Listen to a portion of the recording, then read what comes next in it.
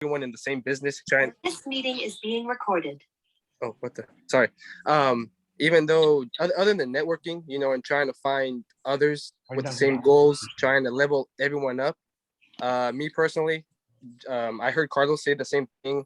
I'm trying to learn the credit card game, get the store into a 6 figures. And this is just one side hustle because, I understand all you guys, all the top notch guys know automation. And if I can learn the automation myself, hey, maybe get this on the side and also start doing real estate. That's another goal of mine. But Amazon wise would be the credit game, a 6-figure store by the end of this year.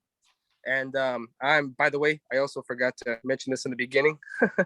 25 years old. I'm from Anaheim, and I actually just quit my job to do Amazon full time. I want to say last year between October and November. Nice, man. Nice, man. So I appreciate you and, coming in the circle, brother. Hey, that means a lot, man. I told you that you weren't here yesterday, but so I quit my job March 3rd of 2021. And for me, it was something big because I would tell people to go all in. And I was kind of like half and half, right? Like I was like making good money in my job, but the Amazon money barricaded my job money. So I was like, hey, you know what? Let me focus on this more because there were students that wanted to learn this game and I couldn't hop on a call with them because of my job. And it was kind of like, dude, I don't want to cheat them off that. So big commend you on that because now you have a purpose to keep going. And that takes a lot of, guts to quit their job. A lot of people made fun of me when I started e-commerce and my job, because I'd be at work and I get like 1 or 2 sales. I'm all excited, and this guy's like that. This guy's cheering for $29.99. You see what I mean? But like for me, it was something bigger than that. Like in my head was like, it's $29.99 now, but give me 6 months, right? And it's gonna be like $1,000 like a week. That's how I looked at it.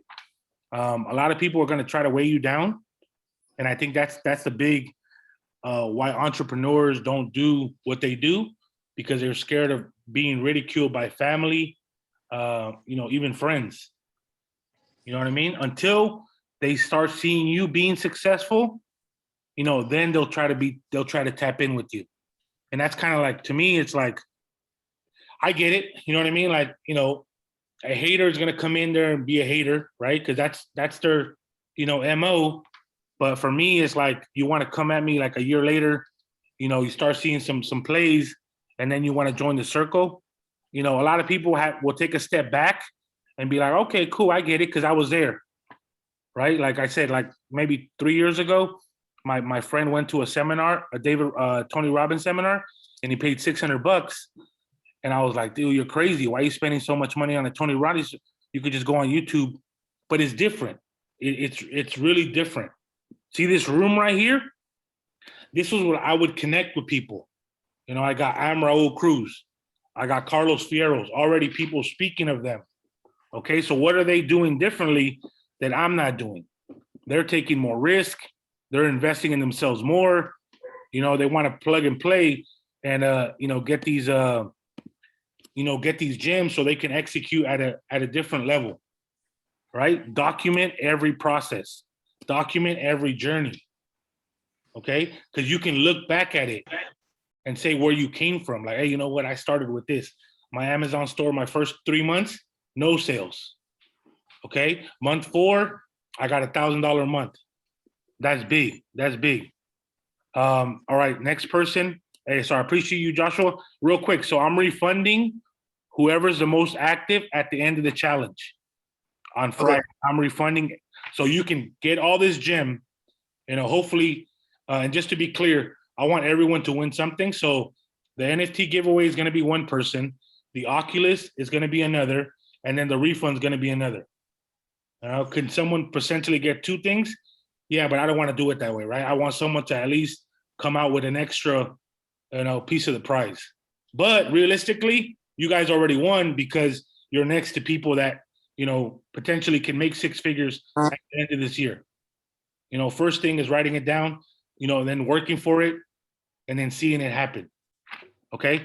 I told you guys, if you guys didn't know, get a pen and paper. If you have a pen and paper. Oh, no, real quick before, sorry. Reyes, I'm sorry, Eric, can you introduce yourself real quick? Name, Yeah. last name, and then like, what do you expect to get from, what are you doing right now? And then Yeah. definitely introduce yourself, man. Okay, got it. Yeah, so my name is Eric Reyes. I'm from Montebello, and at the moment I wrap in 10 cars, and I'm just looking to get a second source of income on trying to get into the e-com game and get to know about NFTs as well. Awesome, awesome. And then the business credit. Yeah, business credit as well. You know what I mean?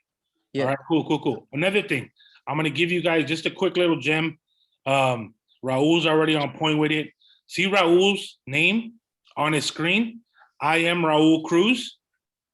At I am Raul Cruz. So if I hear him speak and he's dropping something that he learned previously or like something that worked for him, you know what I'm saying? I'm like, oh shoot, he already got his IG play right there. You know what I'm saying? I don't have to go and, I don't know who Eric is. I don't know who, I know Anna, but I'm saying like, see what I mean? So if you have your IG handles, okay, and when you do these Zooms, have maybe something with a background of your brand behind you. You know what I'm saying? Like right now, Raul's setup, I like it. The flat, and I'm not trying to put smoke in his head, but I'm saying like, it's just, he stands out to me. If I didn't know Raul, like, who is this guy? Like this guy, you know what I mean? He's covering some stuff. Maybe he's learned it before. I don't know, but it's like he's executing on some things that more people should. That way they stand out from. I just saw the logo right now too. You see what I mean? That's mad love right there. You see what I mean? Adding value to someone else is how you're gonna get someone in the door.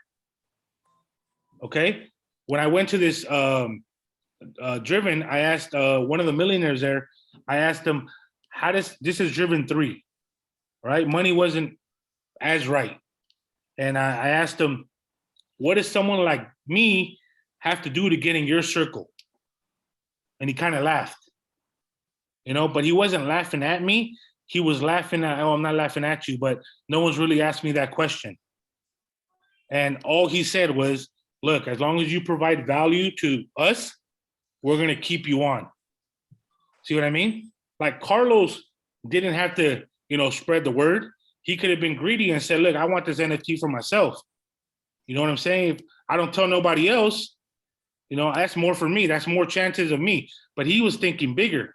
You know what I'm saying? If Carlos plugs in Joshua with the right community and Joshua excels, now who put him on? Right? So Carlos put him on. Hey, you know what? Fuck with Carlos. He comes correct. Don't be selfish sometimes. Sometimes if you're selfish on information that you can grow to others, you're keeping someone from eating, you know what I'm saying? That's where you need to step back and be like, nah, man, we all got to eat. And remember those haters I was talking like, just like Tupac. Hey, man, you can eat, but just not at my table. You know what I'm saying? So that's a real big thing real quick. So I appreciate you, Eric. Appreciate you, Joshua, coming in. Everyone else pretty much gave their spiel. I just want to make sure I kind of address the room. Who is iPhone? Who? If I'm on iPhone. Eric, me, I'm on iPhone. No, yeah, good. Because someone has an iPhone name. I just want to make sure. If it's Jake, then I know what's up. But I just want to make sure everyone that's in here is correct and took care of business to get right here. You know what I'm saying? So I don't want, because what happened yesterday, once you remove someone, they can't come back in the room. So real quick, if iPhone, I don't know, can you speak? Or if you can't, because hold on one second.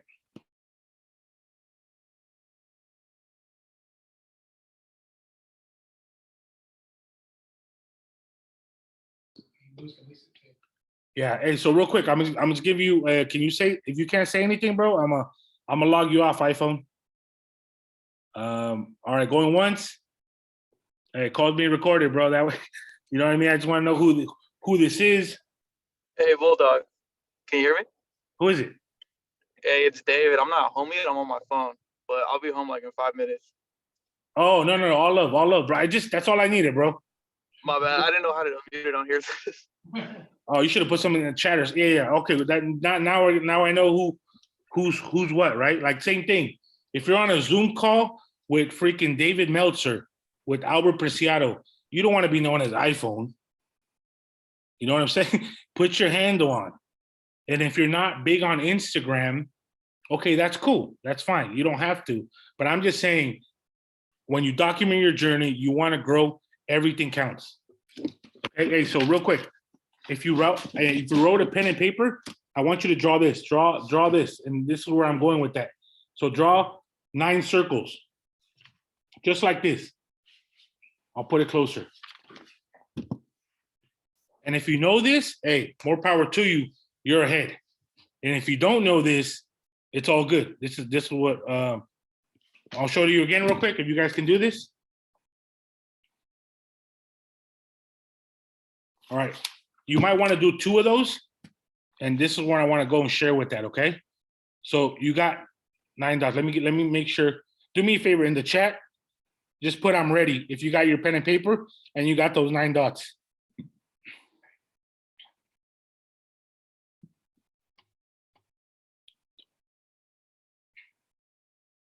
Nice. Victor, Carlos, ready. Eric's ready. All right. You know, let's get that momentum going. Okay. Hey, show me your paper real quick. For those of you, like I said, I know some of you guys turn off your camera. I respect that. All right, you got that. I know you got the thing. I got you. Okay, cool. Damn, how many lines is that? That's Eric. 9. Yeah. So that's 2. That's cool. He did 2 different groups. Okay, but just like this. Okay, and this is where I want to go with this. Okay. All right. So what I want you to do, okay, simple instructions. I don't want to overcomplicate things. Okay, I don't want to overcomplicate things, guys. I want you guys to do 4 lines without leaving your pen out the thing. 4 lines, meaning, and you want to connect all the dots. So however you have to do it, but if you take your pen off the thing, you lost. So you do another 9 dots. Okay, so 4 lines.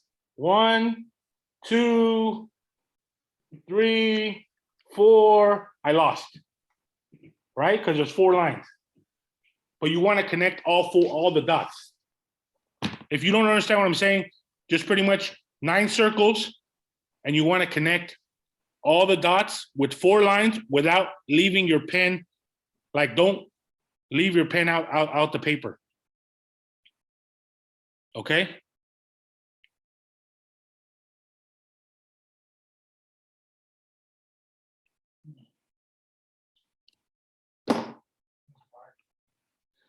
All right, who's ready? All right, put in the chat. Okay, done.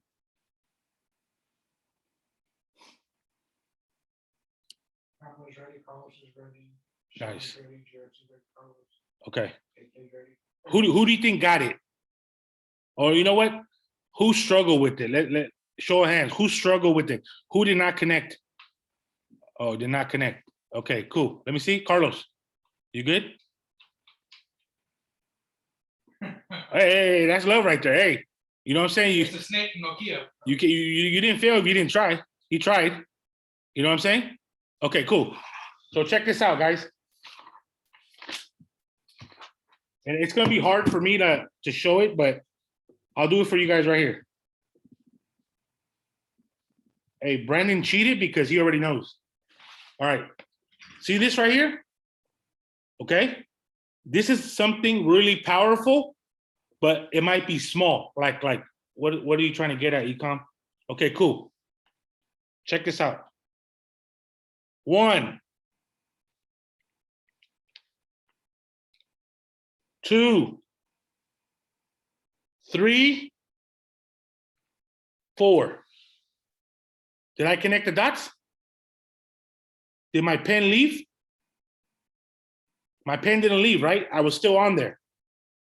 What did I do though? Somebody write in the chat, what did I do differently?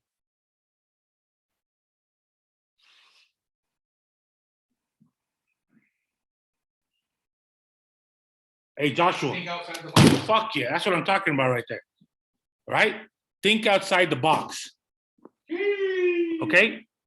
when you come up with a problem, think outside the box. Don't overcomplicate things. You know, critical thinking is something that a lot of people lack. They think they have it, but it's really a problem. And when problems start rising, they get scared and then they don't know how to tackle it properly. Okay? Think outside the box. Okay. A lot of people that are on the Discord, they come with the problem already. Right? When I had my mentor, I would come up to him with 3 solutions. Which one did you want me to, you know, take action on? I ran into this problem thinking I can do this, this, or this. Which one would you suggest? Now that separates me because I'm not just the average kind of like, hey, how do you solve this? You know? What is an NFT? Like, you know what I'm saying? Like, if you want the answer on what an NFT is, we know what we got to do. Google, type in what is an NFT, and then kind of go off that. So thinking outside the box is critical, not only for this challenge, but anything you're involved in. How can you use this, you know, to leverage this? Okay? People pay you to solve problems. Remember? People pay you to solve problems. Hey, Ecom, I'm kind of broke. Okay. I need a way to find money. Okay. So why are you paying me? Because you're going to teach me a way to make money. You know? Like me and Lewis Snagger, we always go back and forth. And he said, you know, I got this from him. He's never met someone broke that was able to make other people money. So a lot of people that have jobs, not knocking 9 to 5, okay? If someone says, well, fuck, I'm the best fucking warehouse clerk in Amazon. Ain't nobody telling me what to do. I've been doing this 40 years. Okay, you've been grabbing a box, putting it away, grabbing a box, scan, grabbing a box, putting it away for 40 fucking years. And you're saying you're a pro. Okay, what I'm trying to get at is that you have just mastered your craft because it was a job that took 2 days to do or to teach someone 2 days. Can you teach someone Amazon in 2 days? No. You can't teach someone how to make money in 2 days. That's get rich quick. That doesn't work. See what I mean? So when people tell you, I've been fucking driving a fucking 18-wheeler fucking 50 years. I'm the best. And I go, no, bro, come on. Hey, I commend you on your hustle. It takes a lot to like not fall asleep on the wheel. But realistically, bro, you just perfected your craft that took you 2 weeks to learn for 50 years. That's the main thing. And that shit hurts. And that shit hurts. Okay? So these police officers, firefighters, hey, bro, they do good. You know what I'm saying? But they're giving back, risking their lives, so they're underpaid for what they do, first of all. You know what I'm saying? So just know, learn new skills. This is what the challenge is here for. Test you. Okay? Can someone tell me in the chat how many sources of income a millionaire has? In the chat. 7. Oh shit, he threw 8 up in there. I like it. 8. Tell me the 8th one, all right? He said 8. No, it's Joshua. Hey, good point. See, Joshua got some gems. He adding to the table right here. You know what I mean? It's 7. 7 sources of income. Okay? So real quick, let's break this down, because my speaker that's gonna come in, he's gonna talk about one of them. Okay? You got 7 sources of income. All right, real quick. Number 1 is earned. What is earned income? Your job. That's number 1. Earned income. If I go to work, I get paid for my job. You know, that forklift driver, that warehouse worker that is a pro for working there 50 years, you know what I'm saying? He gets his job. That's an earned income. All right, so we got earned. Number 2, profits. What are profits? Okay. When you sell goods and services, I sell a course, that's my profit. You know, I sell a mentorship, that's a profit. Okay. Some of you guys might mix it up with job. And no, it doesn't work that way. I'm selling you a goods and services. When you're at a job, you're working for someone that might be getting paid the goods and services. Are we good? Are we good? So number 1, earned job. So these are the 7 sources of income. All right. Number 3, interest. Okay. So what do you mean interest? Okay. If you let someone borrow money, you charge them interest. So banks make money off their interest. I mean, they really make money off freaking negative balances. What are they? I forgot what are they called? Insufficient funds. Overdraft. Overdraft. There you go. Hey, you know, and I had a lot of those, bro. That was scary. Going back to the credit, that's one of the reasons why I never had my shit on automatic payment. You know, they told me always have your shit on automatic payment. I'm like, hell no, let me control that. I ain't want no overdraft fee, right? But now it can be an automatic payment, and obviously you pay more on the card. But okay, so we got 1, 2, yeah, compound interest. That's good through time. All right, so we have after that, number 4, dividends. Anyone know what dividends is? Anyone in stocks? Raise your hand if you ever bought stocks, and don't worry about it. Okay, cool. All right. A company will pay you dividends every 3 months when you invest in their company. Okay. A Walmart employee, go to Walmart tomorrow and ask him how many Walmart stocks he has. Yeah, chances are 0. An employee, if your CEO says, hey, I'm giving everyone 100 shares of Walmart stock, or I'm giving everyone $10,000 bonus, what do you think they'll take?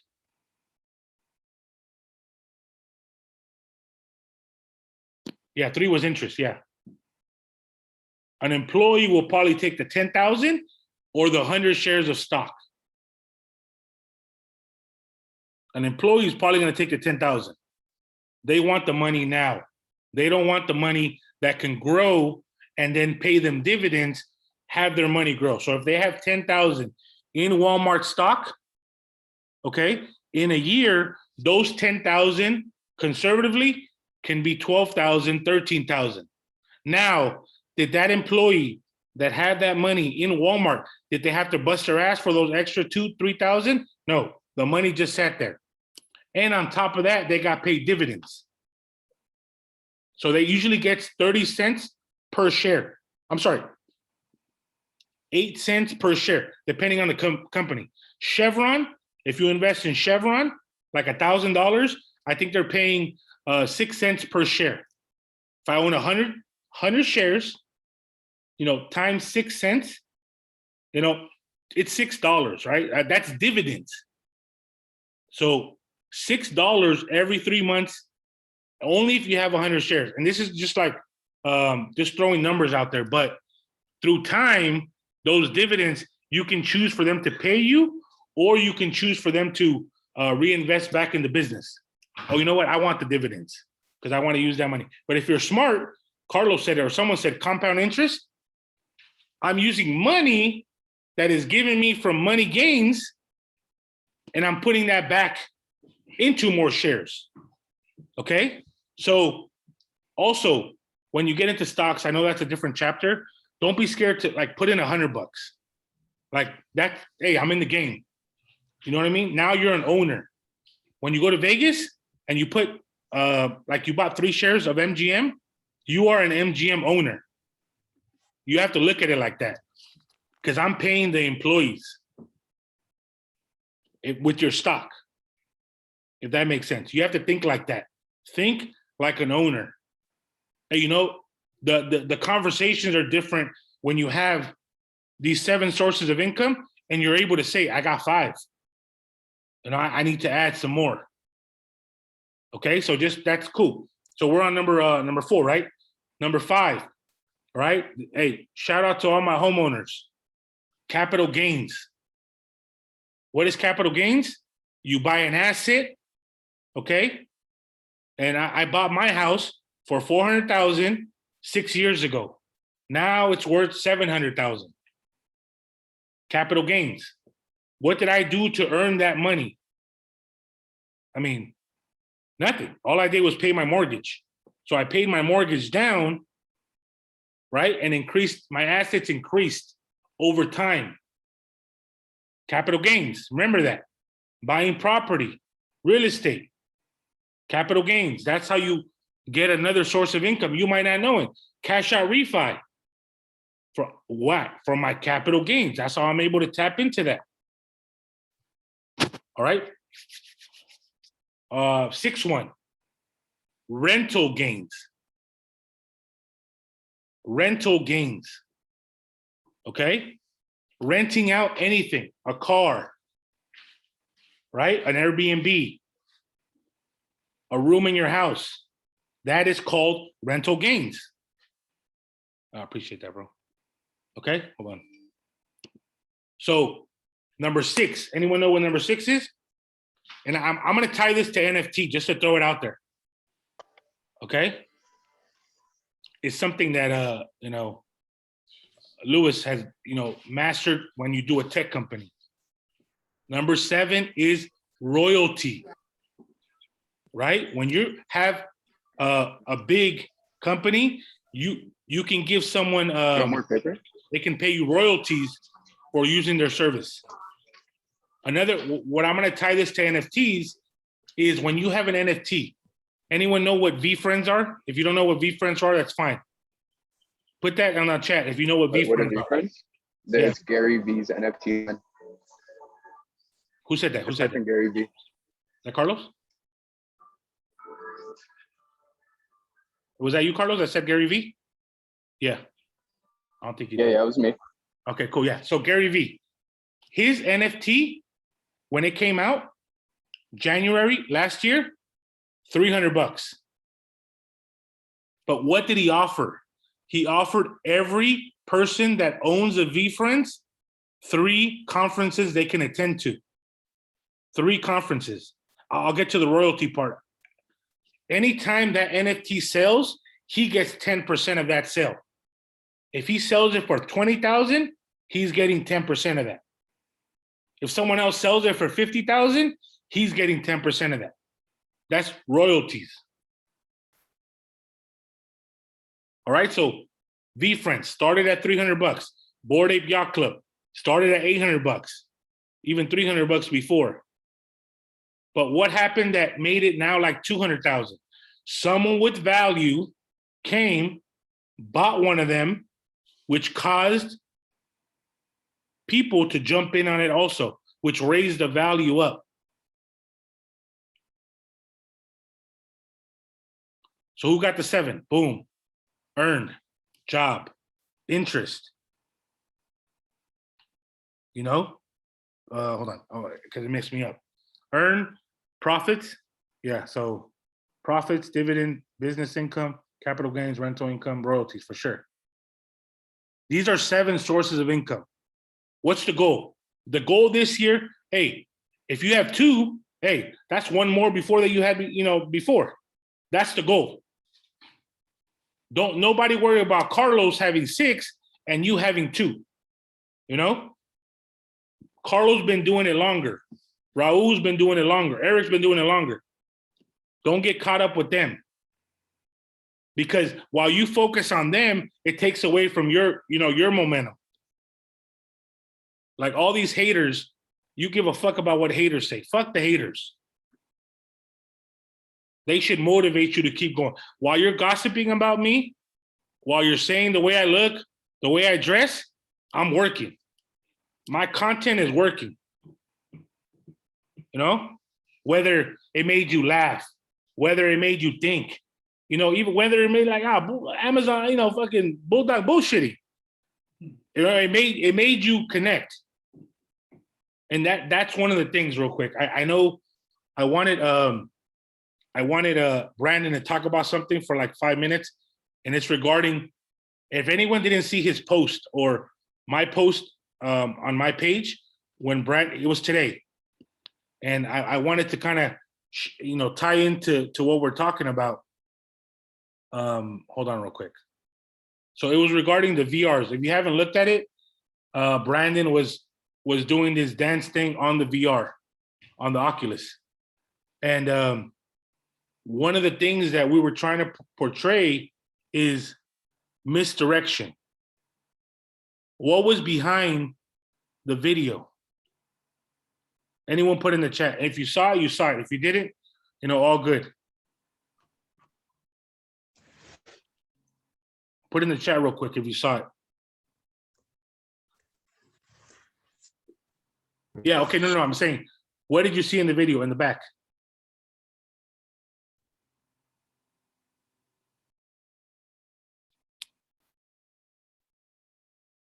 Yeah.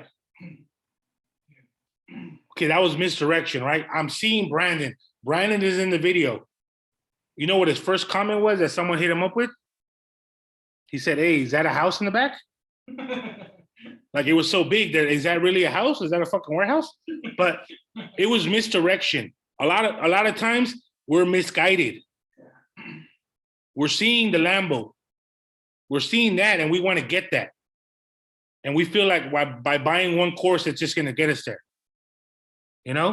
So for me, loyalty is big. But remember, salt looks like sugar. Can you guys agree? Salt looks like sugar. I'm buying something because I trust you, and then I buy you, and then I can't even, get a DM from you. So loyalty is big. Community is big.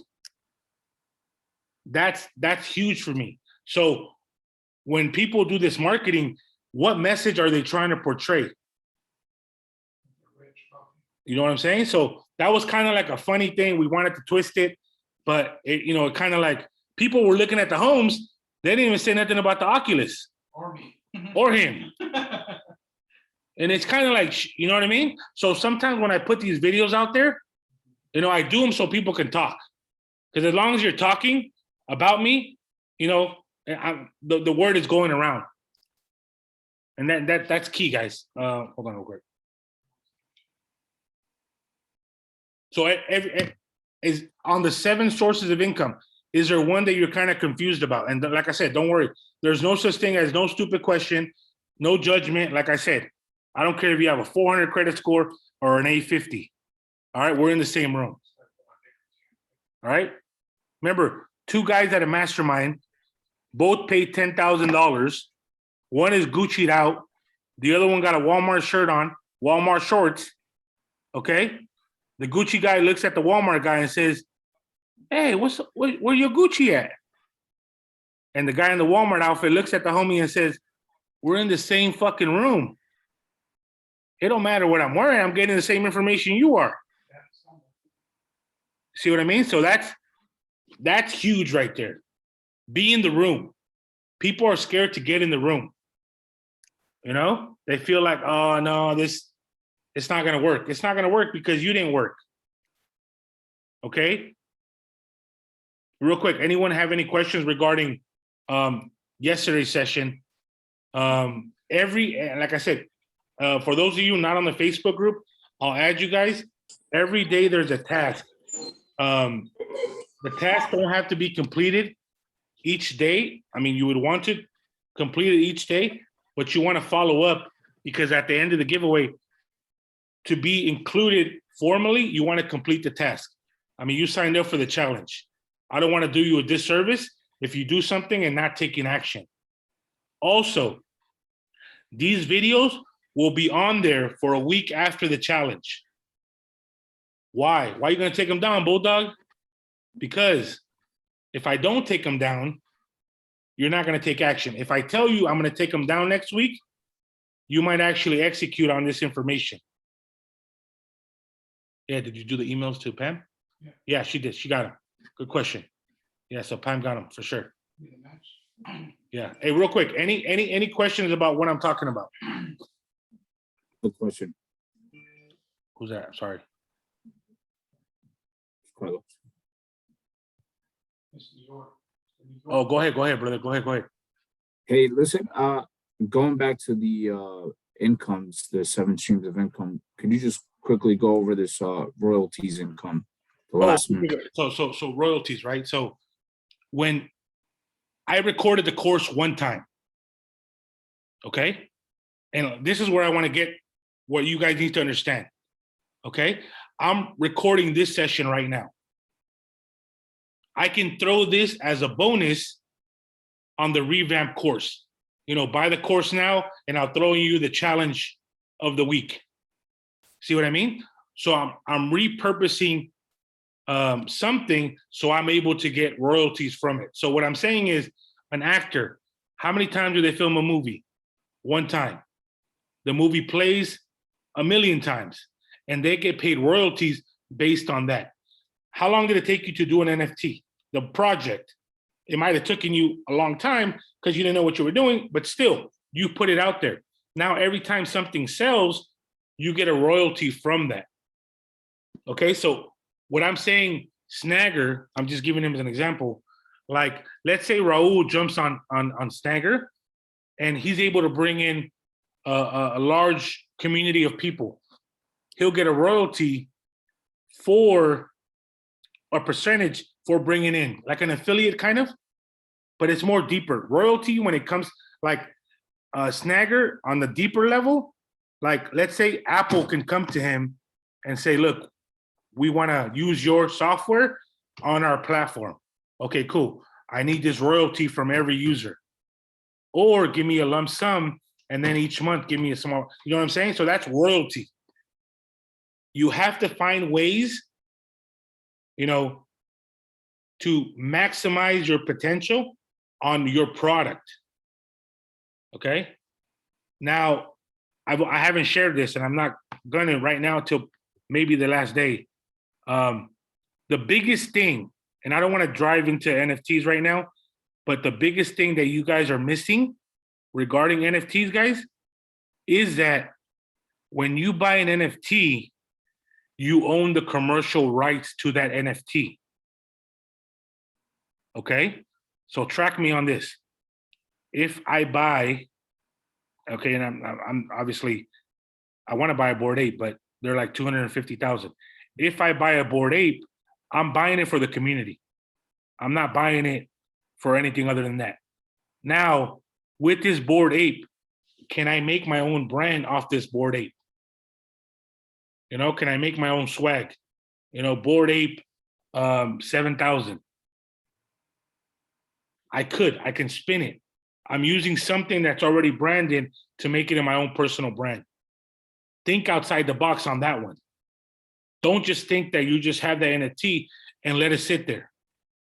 If you're buying an NFT, rock a sweater, put your NFT on your sweater, and anytime you're in a Zoom, they're gonna ask you, oh, what is that, bro? I never seen that. Oh, it's my NFT. I own it. And that can spin off to something else. Okay? And that's just, you know, we're limited on what we can do. Why? Because we don't know no better, right? Chances are, if your parents weren't wealthy, what's the percentage of you being wealthy? I mean, your parents weren't getting into these rooms. They were trying to figure it out just to make sure you had food on the table. See, back then, they didn't have Google. It's easier for us to get this information. So I get DMs along a lot. Oh, what is this NFT? Like, I'm gonna sit there and then freaking give you a paragraph, or should I just copy and paste it from Google and kind of be like, oh man, I should have done that? Because people are lazy. People are lazy. Hey, you know, who's lazy here? Raise your hand. Who's lazy? You know what I mean? Hey, that's real, right? But being lazy on some things that are gonna make us prosper, that's where you need to like cut it back. You know, if I'm watching too much of this, who watches Netflix? I mean, Netflix? Okay. I mean, why do you watch Netflix, David?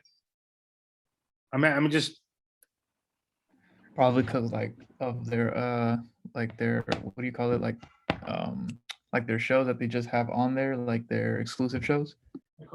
okay. You watch Cobra Kai? No, I haven't seen that. Okay. Anyone else? Like, seriously, I mean, a lot of people Netflix and chill. Okay. The reason 9 to 5 workers, they come home and they watch Netflix. They're not watching YouTube channels about credit. They're not investing in themselves. They're just repeating the cycle. I don't watch TV. If my wife, at the end of the night, she's watching something, I'm there, like I'm stuck. You know what I mean? But I don't go to bed till like 1 or 2 o'clock in the morning because I'm putting in work.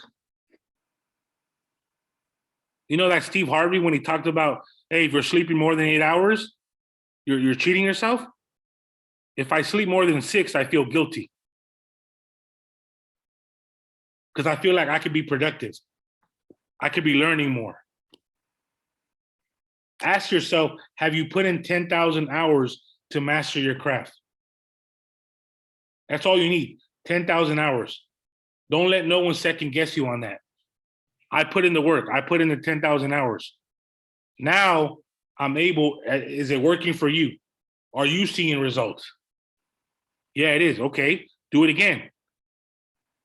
And then when you feel like you're ready to teach someone else because you put in those hours, you know, you don't feel guilty, but they have to execute.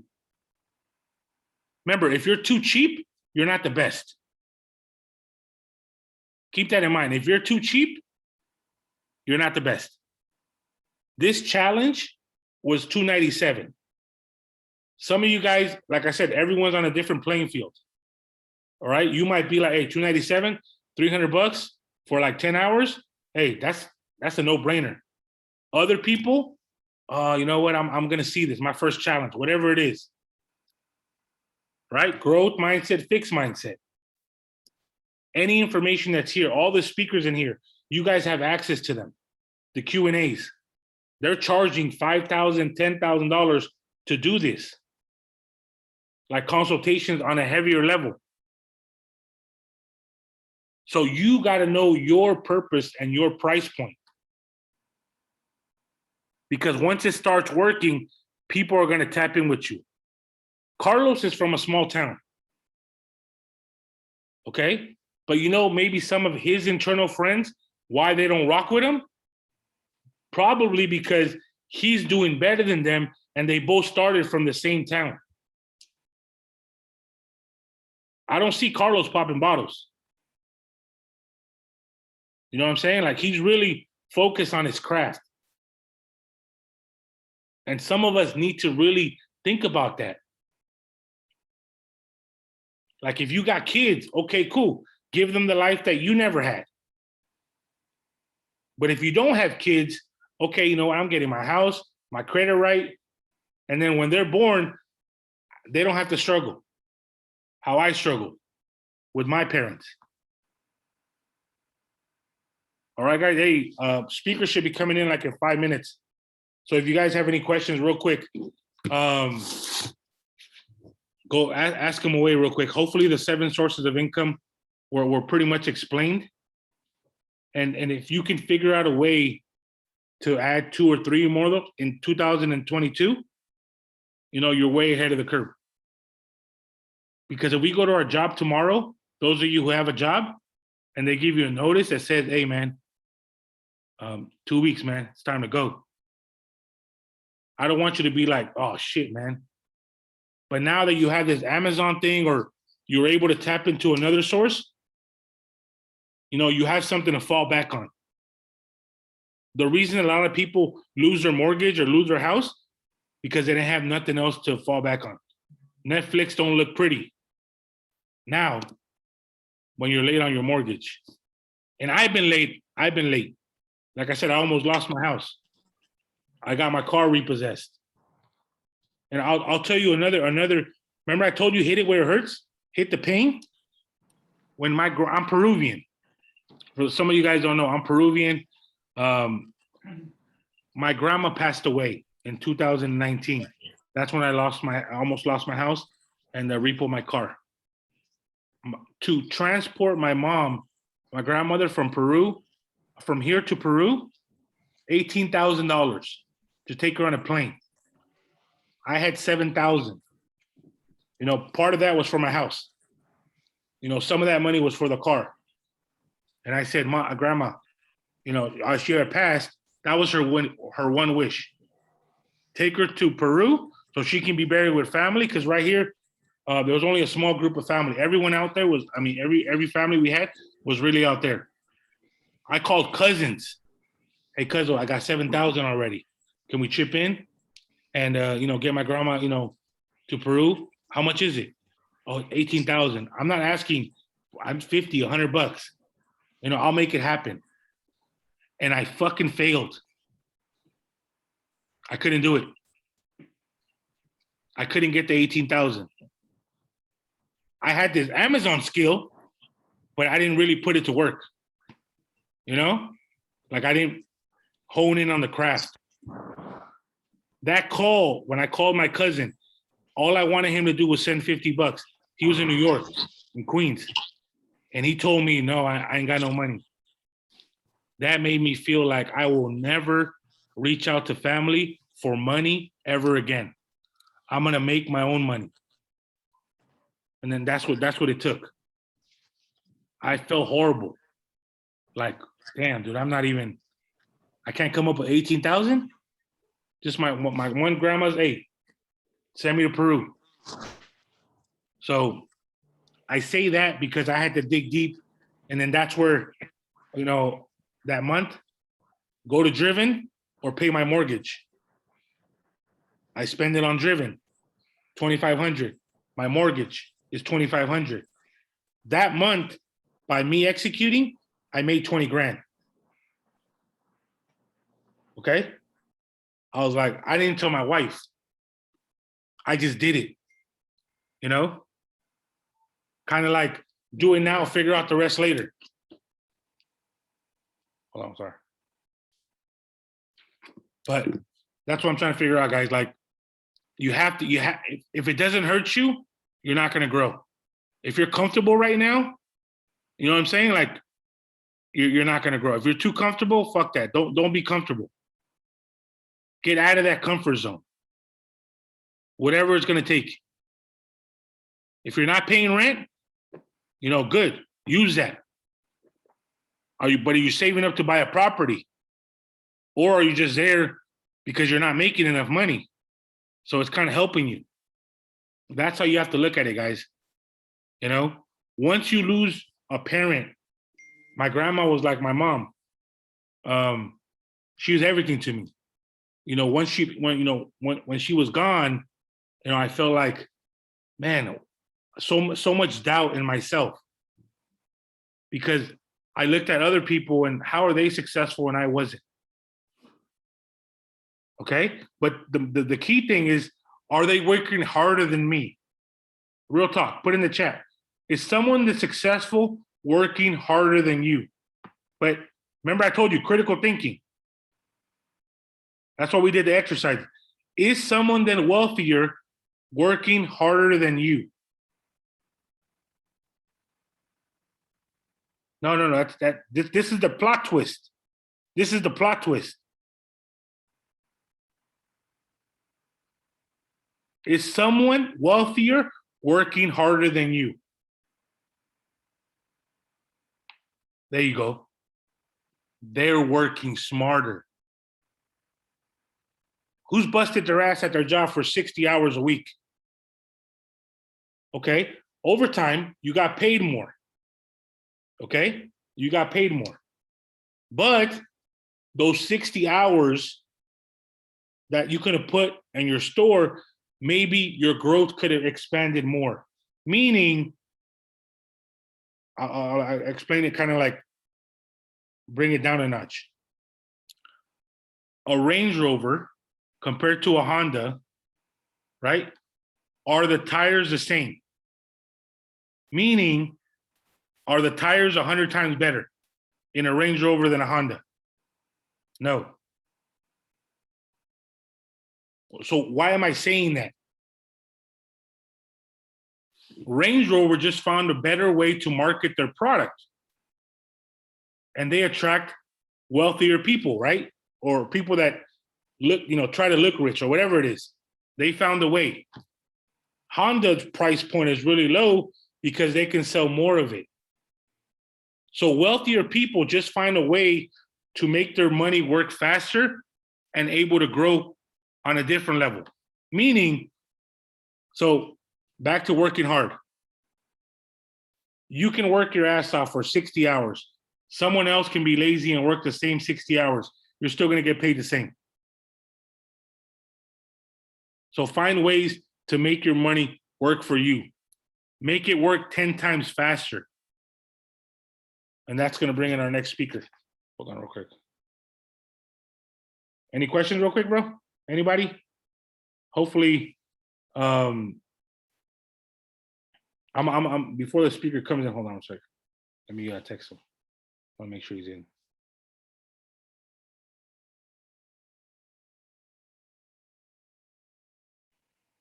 Anyone got any questions?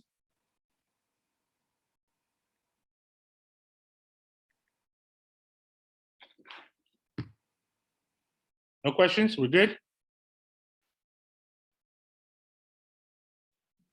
Hold on.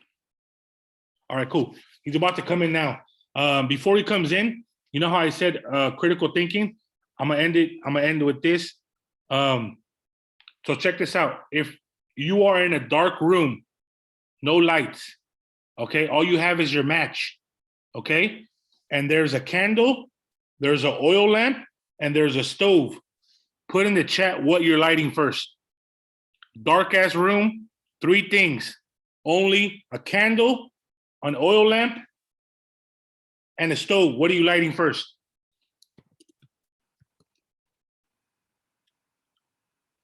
Come on, guys, in the chat.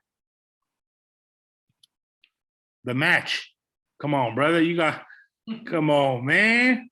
Critical thinking right there, bro. All right, man. So, hold on one second.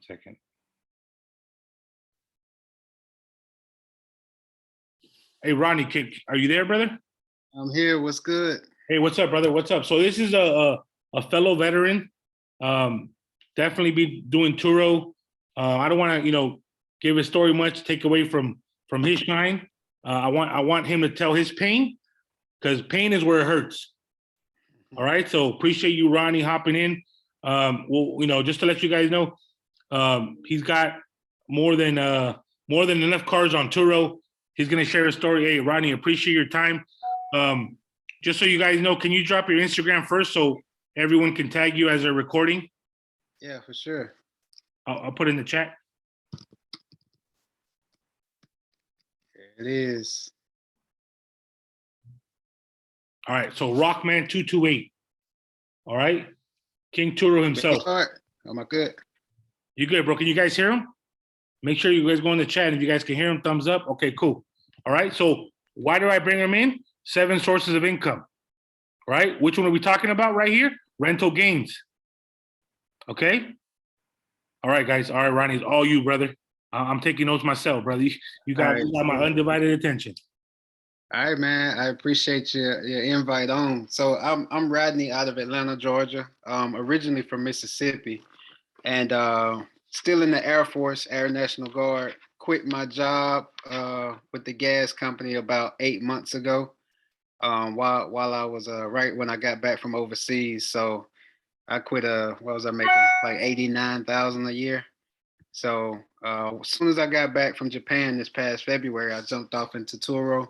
So I've been new about Turo. I had one car a couple of years ago, but I started March of this past year is when I started. So I jumped out there.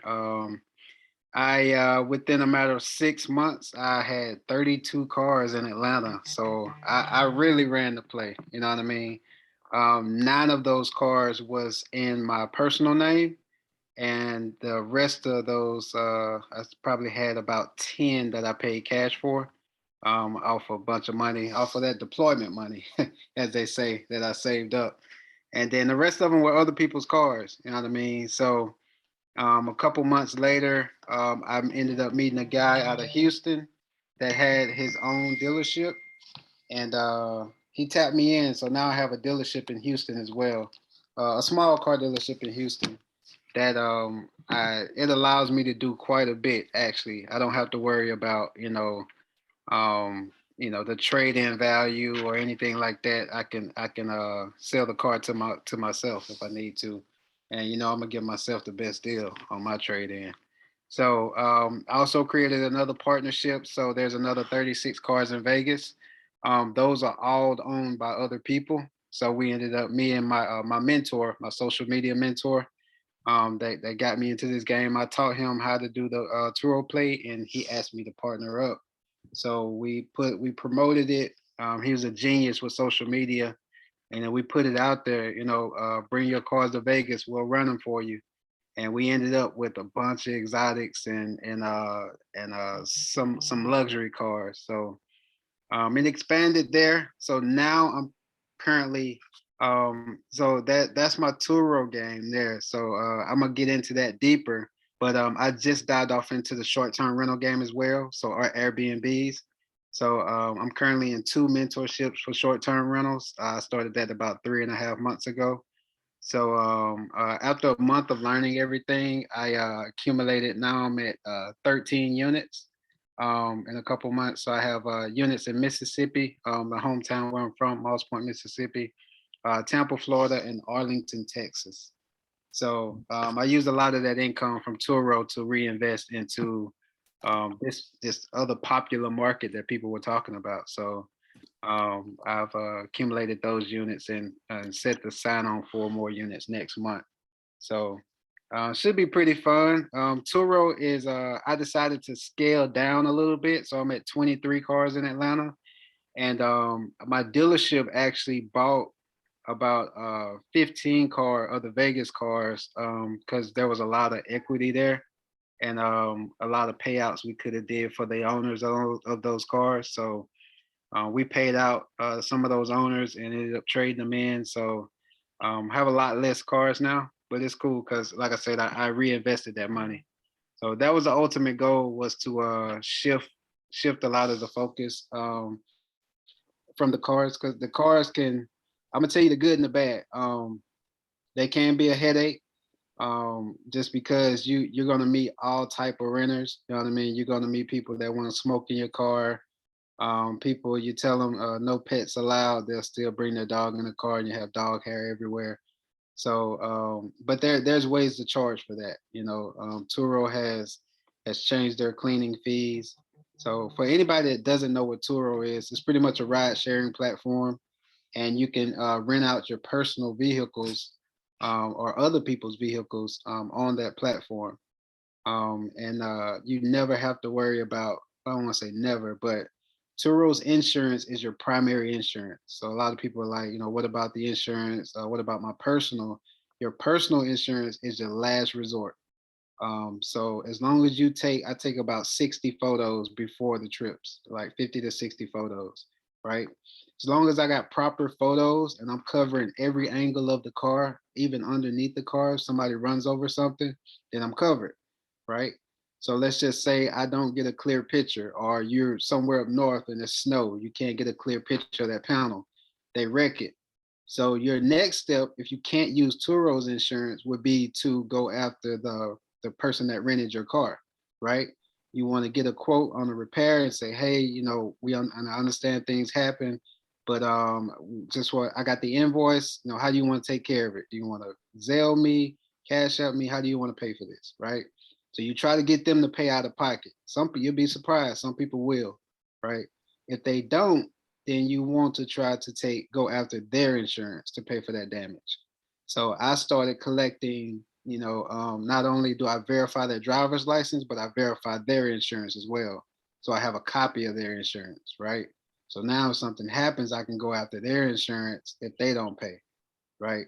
So let's just say that doesn't work, right? Then my fourth result is to pay out of pocket, right? You know what I mean? Because sometimes you have to weigh the options.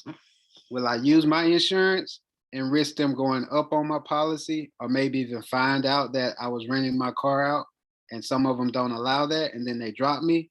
Or do I just pay this, $1,500, $1,000?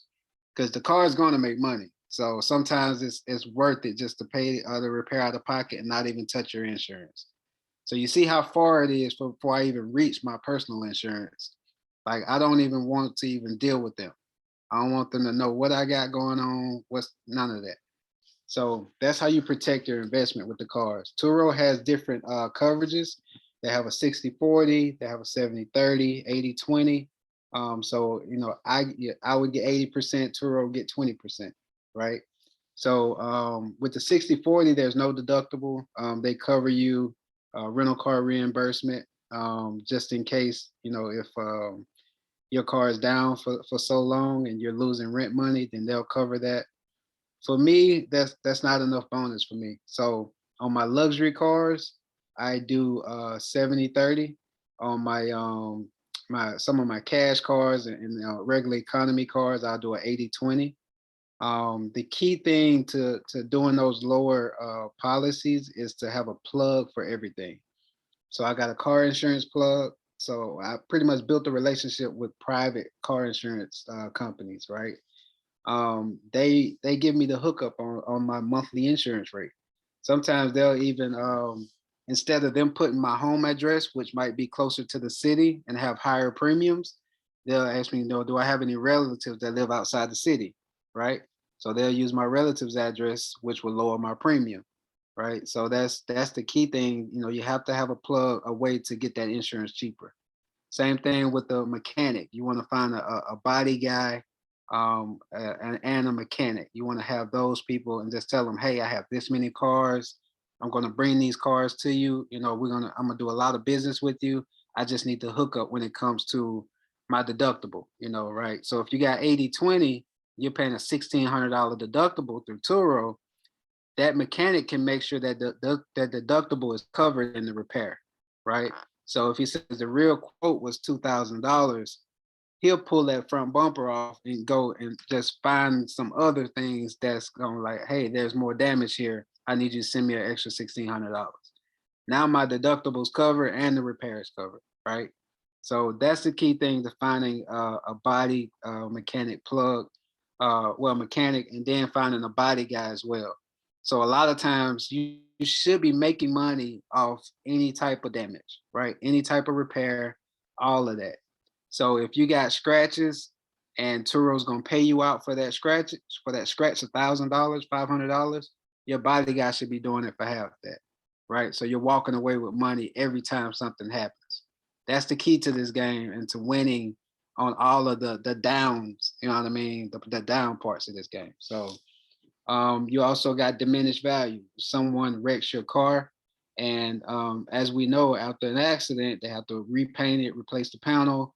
Your value's gone down.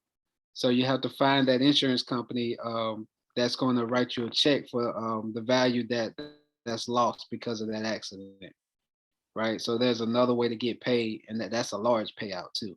So be prepared to look for that diminished value claim after that accident happens. You just have to pursue it and have all your ducks in a row with the photos and everything, what the value was before the accident and now what it is after the accident, and you can end up receiving that difference. So another thing with the car insurance plug and the mechanic, all of my oil changes, I go through my private mechanic. So all of my oil changes are $40, right? Full synthetic oil, no matter how big or small the car is. My guy, because I bring all of them through him and I refer him other hosts, right? He does all my oil changes for that much. I'm saving thousands of dollars a year. You know what I mean? Which adds to my bottom line, right? That's key. We want to add to the bottom line when it comes to this whole thing. So we'll get into another question I always get. Which car do I pick? How do I search the cars? Things like that. So some markets are hotter than others.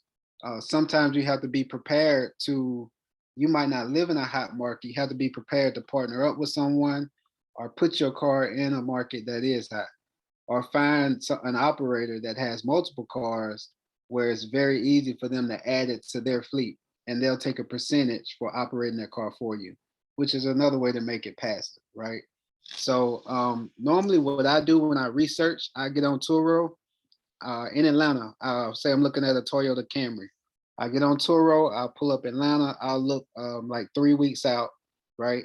And I'll pull up all of the 2017 to 2020 Toyota Camrys. I want to look at that year range, because what you'll end up doing is going to buy a 2019 or 20 Camry, not realizing the 17 or 18 rents for the same amount as the 19 or 20. So why go spend, $4,000 or $5,000 more for a car that's going to rent out for the same amount, right? Because the ultimate goal is to save money. So that's what I do. I'll pull up all of the Camrys. I'll see how many bookings they've got. I'll look at their photos. I'll see how long that person has been on the platform. Normally, if they've been on there a year, you'll see a whole bunch of bookings. But if they've only been on there 6 months, 9 months, and you see a whole bunch of bookings, that means that car is popular. So it's something about that car that's standing out. So it might be an all-white Camry with red interior. That tells you everybody loves his car over all the other Camrys, right? So that's the best way to find that economy car, which one's most popular. For me, that sweet spot is $65 to $75 a day. So you normally want to pull up Turo, look at filter your results to cars that rent for $65 to $75, right? It's gonna show you a long list of cars for $65 to $75. Then you just start scrolling, right? You start scrolling and you say, okay, we got this type of car, this type of car, this type of car. Then once you see a car that interests you, then you get on CarMax, Auto Trader, all these other sites and see how much that car sells for, right? So the number that it sells for has to make sense to the number that it rents for, right? It's no use in paying $38,000 for a car that rents for $60 a day, right? Imagine what your car note's going to be, because the ultimate goal is for you to rent the car out 4 to 7 days and cover your car note and insurance. That's the ultimate goal. 4 to 7 days to cover your car note and insurance, and everything else is profit. So you don't want to pay $40,000 for a car that's only going to rent out for $60 a day, right? So therefore, you have to go back and keep scrolling, find you, it might be like a nice BMW 3 Series, right? The key to luxury cars is I don't want a luxury car over 40,000 miles. I just don't want to run into issues. You know what I mean? BMW's brakes are expensive. Their parts are hard to get. Some of that stuff will keep your car down for a while, right? So you don't want to run into those issues. But at the same time, a 3 Series or a 5 Series can rent for $75 a day, right? And you can sometimes find them cars for, 28,000, 26,000, and now you're looking at 2,000 a month profit, right? If you can rent it out for 21 to 25 days a month. That's the ultimate goal, to get that 21 to 25 days. So if I were to recommend a car, economy car, not high-end luxury, but right there in the middle, that's going to have a $400 to $500 car note, then it'll be around that range there. So don't sleep on cash cars. My cash cars can be gold mines. What you want to do with the cash cars is you want to look for cars that are between $5,000 to $8,000, right? These cars can make you at least $900 to $1,100 a month. So, for example, I used to love the Versas, the Nissan Versas, but you have to be real careful. What's the name of that website? I got a website for you guys to make sure you guys follow. Turo.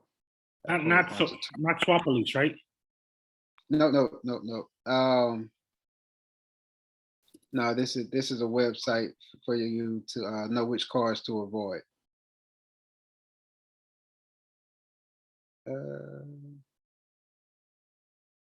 Man, I ain't used it. I'll find it in a second, but There's my 2016 Nissan Versa. I paid $5,600 for. I found a long-term renter for that vehicle, right? And how you find those long-term renters? When I first started, and I had about 14 cars, they all stayed booked out. So I used to Turo. I used to Uber and Lyft everywhere. And I just started talking to the Uber and Lyft drivers, and I'd ask them like, "Is this your car? It's kind of, it's got some stuff going on with it. Like, I seen your front bumper was almost hanging off." They'd be like, "No, this is a car that I'm renting from Uber, right?" And I'm like, "You're renting this car from Uber? How much are you paying?" He might say, "I'm paying $240, a day or something crazy." So I said, "Well, let me show you what I got." So I just start showing them my cards. Like, I can get you a bigger car that's nicer and I'll charge you less, right? So now I have 6 cars that are out there, and long-term renters, like, these are the ideal renters, you know what I mean? Because they can't smoke in your car. They want the car to be immaculate because they get hit on reviews for Uber or Lyft, right? They don't want no bad smelling car when somebody gets in. So these are the ones that's gonna make you passive long-term money, right? Because they're gonna stay in the car long term. I had one guy, he preferred to pay me every day, right? He didn't want to pay weekly, he didn't want to pay every 2 weeks. He said it's just easier to send you cash up every day. So this was my 2014 Nissan Versa. Paid me $48 a day. So every day my cash app dinged, right? And he was communicating, he communicated all the time. He'd tell me, if he was going to be a shorter day. He was already a month in the green with me. So I didn't mind. I said, that it's all good. Just send it tomorrow with the other money.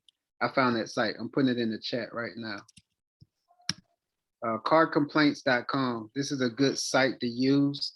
Carcomplaints.com. It's going to tell you what years people had bad experiences. Like, so if a certain year Nissan Altimas, they had bad transmission problems, right? Certain years had recalls out the wazoo. So of course, if you have a recall, you can't rent that car out on Turo, right? You have to get that recall taken care of. I made a mistake and didn't know about this site, and I bought a 2016 Nissan Altima. They are notorious for transmission issues, and sure enough, I had a transmission issue, right? And then I had then after I got it fixed, I had the recall issue with it. So you have to be careful with which cars you buy. That site will show you. You can put in whatever year car you're thinking about getting, and it's gonna show you all the complaints that people have had with that vehicle, right? So now you'll know if it's something to avoid or something you want to take a chance on. So the cash cars can be gold mines if you can find that long-term renter. Even the economy cars can be gold mines if you can find that that person that needs it for Uber or Lyft. So Rodney, what's the best place for cash cars if you can drop that gem? Yeah, so most of your mom and pop dealerships that are on the side of the road, a lot of times they'll find some good gems, right? And a lot of times they don't mind you driving it. If you leave your ID, I drive it and take it to my mechanic, right? And I have my mechanic look over it thoroughly, right? I bring it back from the test drive. He's looked it over. I've gotten quite a few cars off Facebook Marketplace. You have to be careful on there because people will say driven 25,000 miles, right? And then you call them, it's got 125,000. That just means he drove it 25 since he got it. So they try to slip some sly ones in there on you. It's a lot of salvage cars on Facebook Marketplace, so you got to know that you can't have any branded titles going Turo. So no salvage, no frame damage, flood damage. Those are branded titles. So can't have any of that on there. So with Facebook Marketplace, I did find a lot of good ones on there. A lot of older people that it was just cars are just sitting, things like that. Was a good gem for finding those type of cars. But what I was gonna say, y'all have to forgive me, man. Like I do so much. I have like 100 things running through my head at the same time while I'm talking. So what I did as far as I remember you mentioned business. So a lot of my cars were in personal. So what I ended up doing was um, I did structure my LLC in a way to where the car rental business is considered high risk, is a high risk industry. So I never planned on using this business to go and ask for funding or to go and get loans, right? But I knew this and that a LLC can still get you business credit cards. So I did take advantage of getting those 0% interest business credit cards, liquidating the cash off of the business credit cards and purchasing the car using that at 0%, right? And I'll take the profits from some of my other cards, pay that card back, and then do it all over again. So now, I can pull off 10,000, 12,000, 15,000 off of the cards and then go buy the cars. I either do a balance transfer or it'll be a new card. I got 20 credit cards, so there was plenty of play to do with all these vehicles. So like I said, I started off in the credit space. I used to be known as a Navy Federal King. I got 14 Navy Federal accounts. Everything from two auto loans, all three credit cards, to jet skis, mortgages through there. Got 4 business bank accounts with them. So the more you build a relationship with Navy Federal, they'll give you any and everything, man. They are awesome banks. So I used to speak on that a lot. Definitely take advantage of Navy Federal, man. If you guys have them, they will. The more you get with them and pay it off and keep using them, they'll start giving you big numbers. Like now you can go get $90,000. Oh, which that's another play. So with these cars, I don't know if you guys know, if you pay off a $50,000 car on your credit report, you can go finance a $100,000 car, right? You can go finance a $110,000 car. So most people don't know it, they don't try it, or they're scared to do it, right? So what I started doing was I would take profits from 6 or 7 of my cars. I'd reinvest all that money back into like the most expensive car I got, right? So I pay it down to, so the car might be worth, $60,000. I pay it down to $10,000 or $15,000. Then I'd go refinance it into my business name, right? My business is brand new now, 3-4 months, but I don't have any business credit. But the reason they did it was because there's so much equity in it. So my credit, my credit's good. It's over 700, but I still have to PG it. You're always gonna have to PG until you build to corporate credit, which is 2 million or more. But now I have a trade line on my business credit, an auto loan, and now I can. It's a car that's worth $60,000. I pay on it for 6 months. I got that business trade line paid off on my business credit. Now I can go out and finance a $100,000 car in my business name, right, with a PG, because my credit's good. I got a pay auto loan for 60K on there, and I got business credit from that auto loan being refinanced into my business name. So that's 3 different ways to actually build, to get to the luxury, to get to the high end luxury. Because if you guys don't know, G wagons are hot everywhere. Everybody like these little ugly trucks. I mean, I call them. Y'all might like them. I'm sorry, but they're renting for $400 or $500 a day, right? I mean, that's a 18, 19. The more expensive ones, the more newer ones are rent for more than that. So why would you not want to eventually the same one car making the same as 4 cars, right? So that should be your ultimate goal. Not only to build a network and build relationships with people that's in this game heavy, right? Because the only reason I buy an exotic car or a high-end luxury car is because I know the guy that rents out exotic cars, right? So if I don't have success with that $3,000-$4,000 car note, right, I know for a fact I can place my car in his inventory and still make passive income, right? So, I tell a lot of people, don't dive out there on the deep end and start with a high-end exotic car.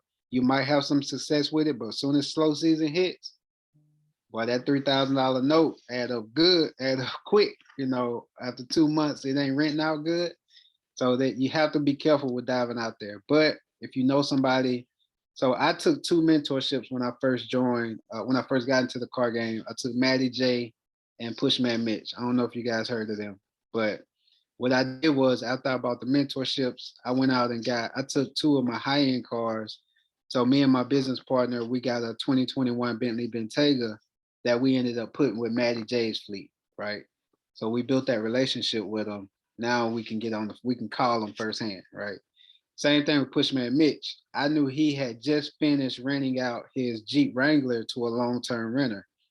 I had just bought a 2019 Jeep Wrangler that's lifted, speaker system, everything, with Navy Federal. And I told, I met him, and I was at the time I was selling business trade lines, and he wanted to know more about it. So, I just got my name out there. He called me, and I was like, bro, I need you to take this Jeep, right? He's like, man, you in luck. I normally don't take these low end cars from nobody, from people. I only do high end. So he took my Jeep. He had someone in my Jeep for 4 months. I just got it back. $600 a week I was making off my Jeep. And that was passive from him. Every week he was sending the money like clockwork, right? So it's that relationship, you know what I mean? The relationship is everything. That's going to be the key to getting cars, no credit, no cash, having the conversation, right?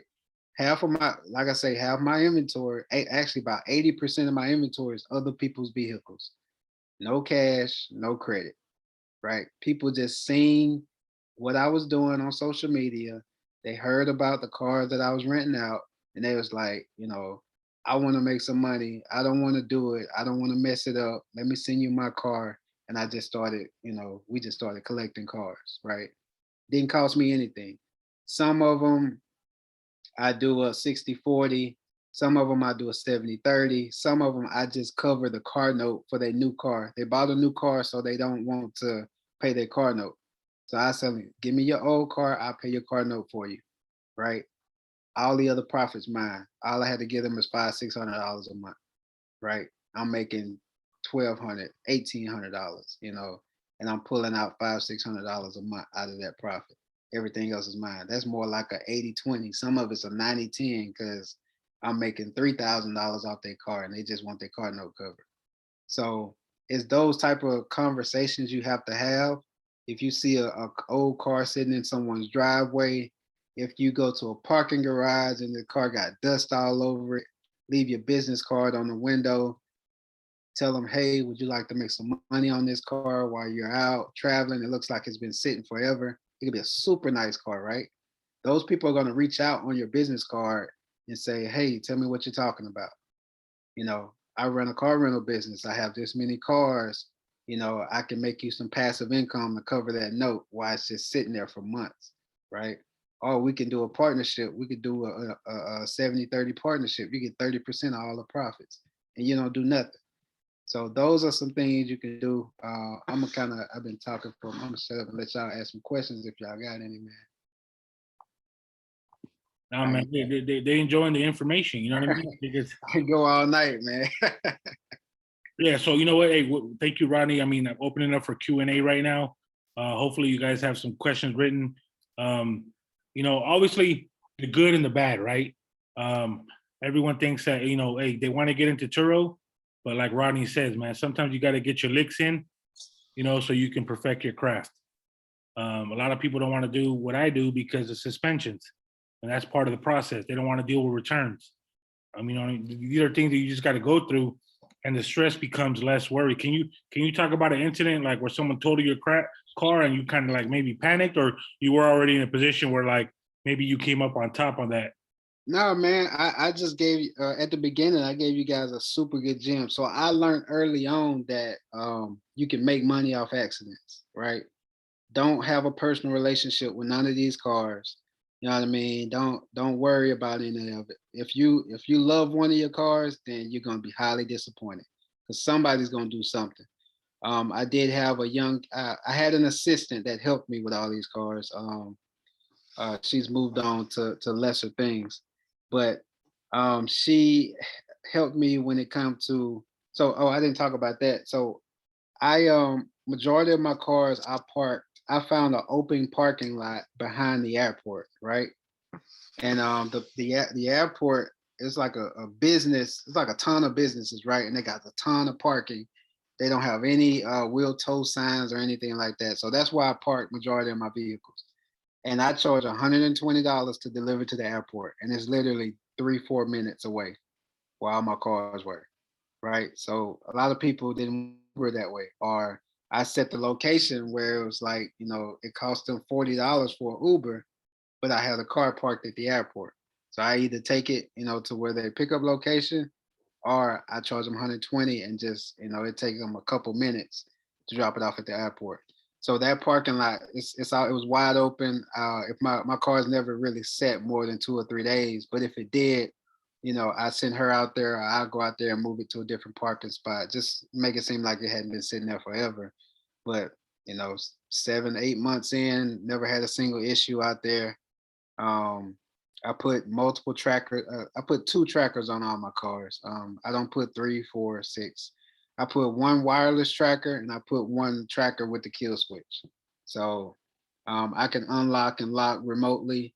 Majority of all my drop offs are remote, so I don't have to be there. So I use Sperion by Fleet Locate is what it's called. Sperion by Fleet Locate. They're a pretty good company, and they have the kill switches. You can track your vehicles from anywhere with their GPS satellite. Same thing with the my wireless tracker is called GPS and Track is the ones I use. So I normally pull the seats up, cut open the cushions, and just stick it in the cushions. And even if they have one of the little tracking devices, they still have a freaking hard time pulling out. You can imagine them being in a parking lot, pulling the seats out the car, going through the cushions, right? So Real quick, Rodney, I think it was funny, right? Joshua, good question. The question you really got to ask is, what does it cost not to have it? His question was, how much does it cost for like a kill switch and like 2 trackers on each car? So the wireless trackers don't have a monthly fee. They just, it was I think it's like $200. $200, and it's in the charge, the battery is good for like 2 years on it, unless you turn on repo mode to where, so it sends you the location twice a day.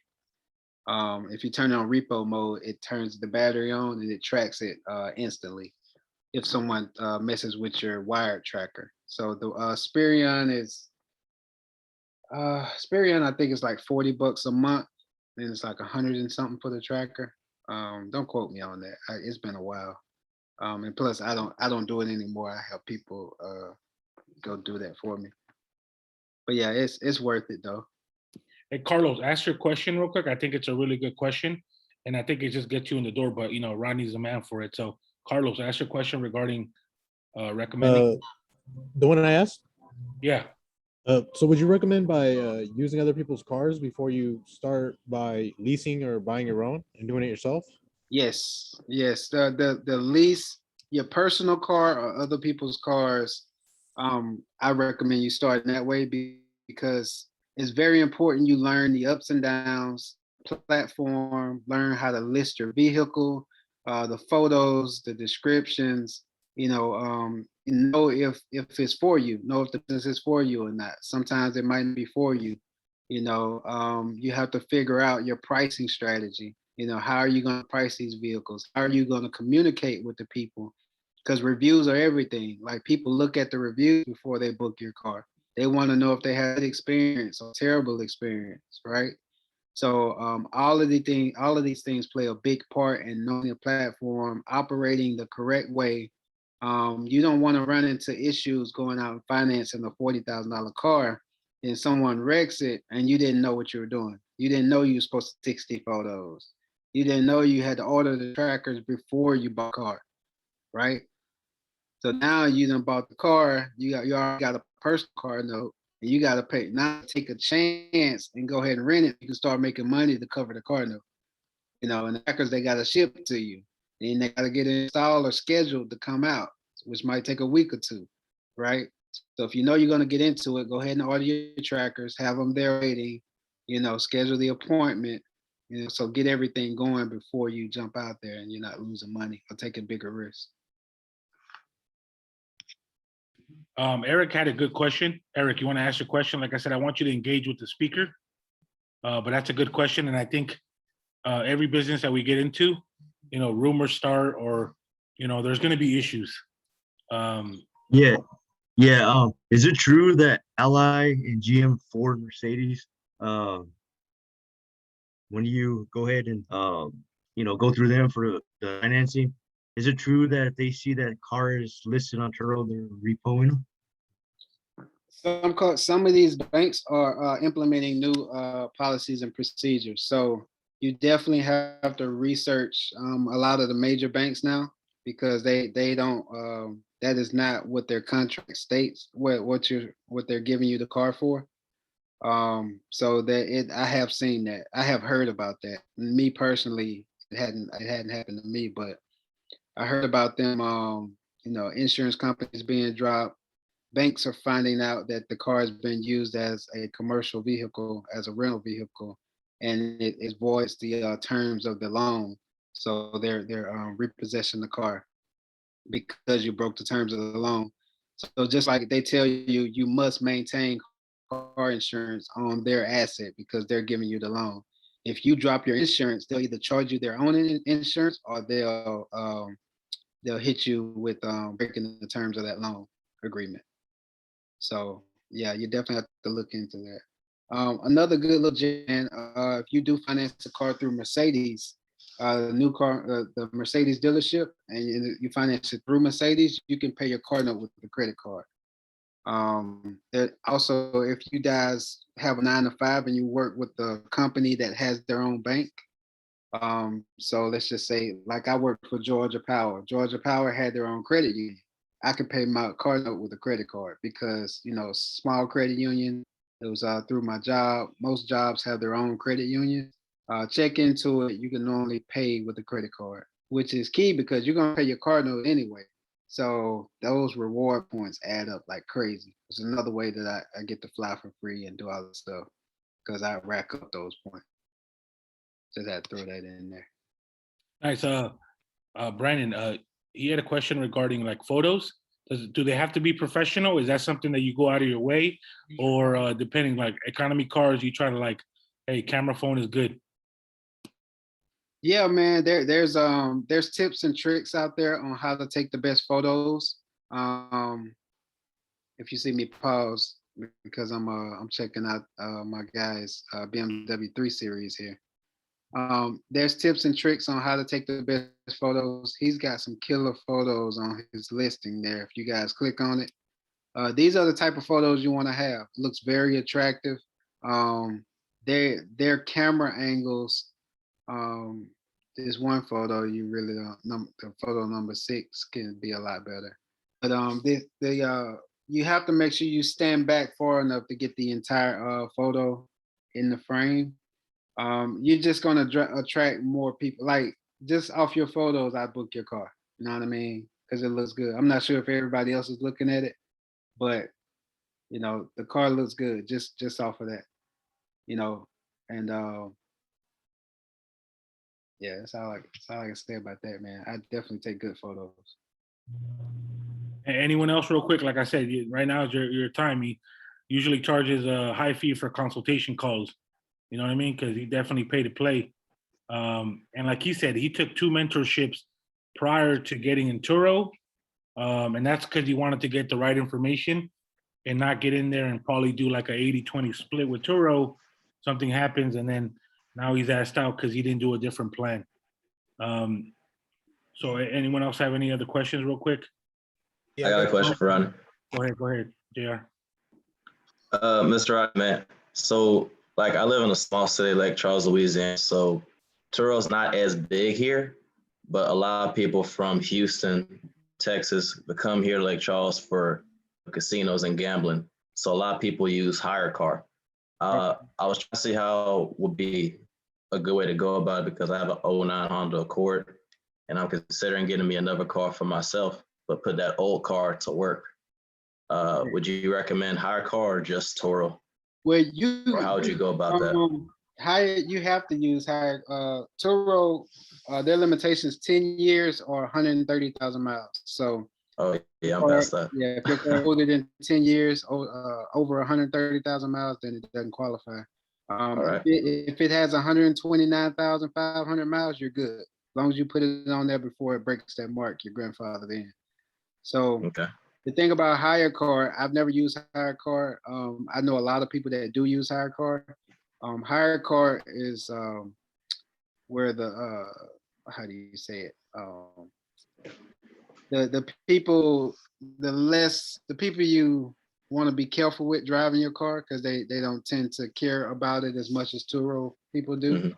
You know what I mean? So Yeah. I would only put my cars that didn't qualify, my older cars, higher mileage cars, the cars that's okay with getting a little damage. Mhm. Higher car, I've heard is harder to do claims with if something does Oh. happen to get payouts from. So I mean, that's just one of those things, man.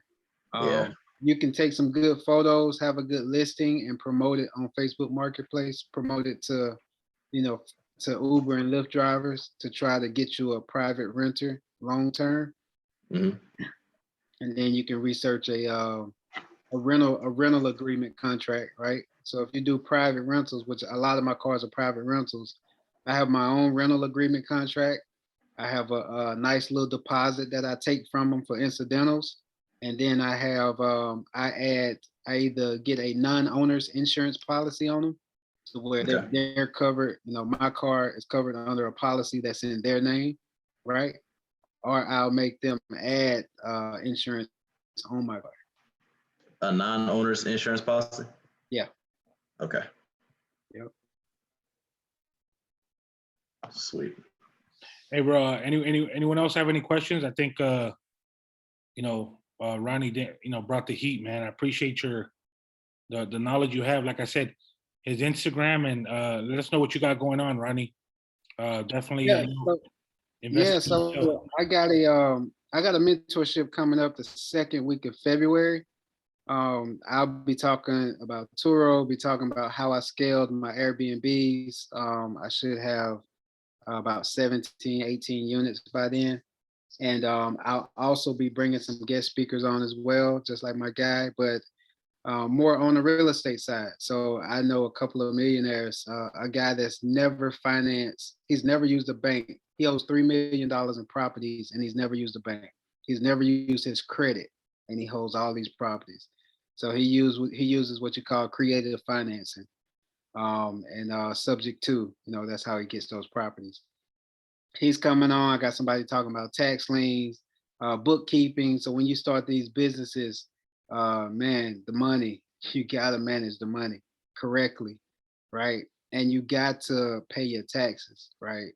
If you're making $300,000, you want to show $300,000 because what that's gonna do, you're gonna walk into the bank, they're gonna give you $600,000, right? Most people try to hold on to every dime right then and there, and they write off everything. But when you prove it, all these cars, man, you can walk into the bank and get what you can show, right? There's all type of lending products out there. A lot of banks do revenue lending now. So if you can prove your revenue, they'll lend to you just based off that proof, right? So just remember that, man. Show the money, whatever money you make, and pay your taxes on it, and buy real estate to avoid paying taxes. But yeah, just it'll be a ton of different speakers. So you guys definitely follow me on Instagram. Just watch my posts. You'll see a lot of stuff popping up, man. And we're gonna definitely have some fun with it. I'm on my lives and everybody else's lives. Try to a couple times a week. So you'll see that too. All right, man. Hey, Ronnie. Hey, from a veteran to a veteran, man. Definitely, a lot of veterans don't have this kind of information, man. They stuck on that military mindset mode, and that kind of sets us back, man. So, you putting it out there, from one veteran to another, man. That's mad love, bro. Because you being a leader, and in the military, they do teach us to lead. But if you're able to lead on a wealthy aspect, that kind of separates you from the bunch. You know what I mean? Like, I know Dr. E said this. Being in the military, what's the first two things they teach you? how to tap, rack, bang, and how to carry a body. Like those are the first two things, because worst case scenario, those are the two things that you're gonna do. Okay, but like in life, we're not taught worst case scenario. What happens if I go broke tomorrow? Can I really got this game plan to really execute and not feel that way or start making money? So, I commend you for that, brother. Josh, any questions real quick for Rodney? Hopefully, like I said, it opened your mind. Numbers don't lie. Him leveraging his business credit to take him to, over 50, 60 cars in general, and then downscale, upscale. It's kind of like you got to know your numbers. And, he shows that, hey, you don't know your numbers and you don't have a business. Hey, you gotta have an exit plan, man, and just know. I hate I'm the plug when it comes to, so any car you get, there's a way out of it, and I can get you out of it. So just holler at me if you run into that. So because we run them through auction, we have people for them, we got all kinds of stuff. So especially if you end up if you can't afford it, we got you on that part too. All right, man. Hey, Rodney, man, definitely dropping some huge gems. Like I said, last call, guys. All right, like I said, man, you guys got front row seats. Don't give nosebleed. What is it? Nosebleed your attitude. But for sure, appreciate you. Hey, I'll definitely tap in with you, Rodney, and be on that mentorship mastermind too. Because it's like I said, there's levels to everything, and like I told you guys before, not one course, not one challenge, not one mentorship is gonna do it. It's just all about putting the puzzles together so you can create your own big puzzle and then execute on that. Hey, Josh, you had a question? Real quick before my man leaves. Yeah, real quick. Yeah, hey, Rodney, if you could just reiterate your Instagram name, the mentorship, when it's gonna happen again. I know I blanked out real quick about it, just so I could be prepared. No problem, man. No problem. Right, man. 228.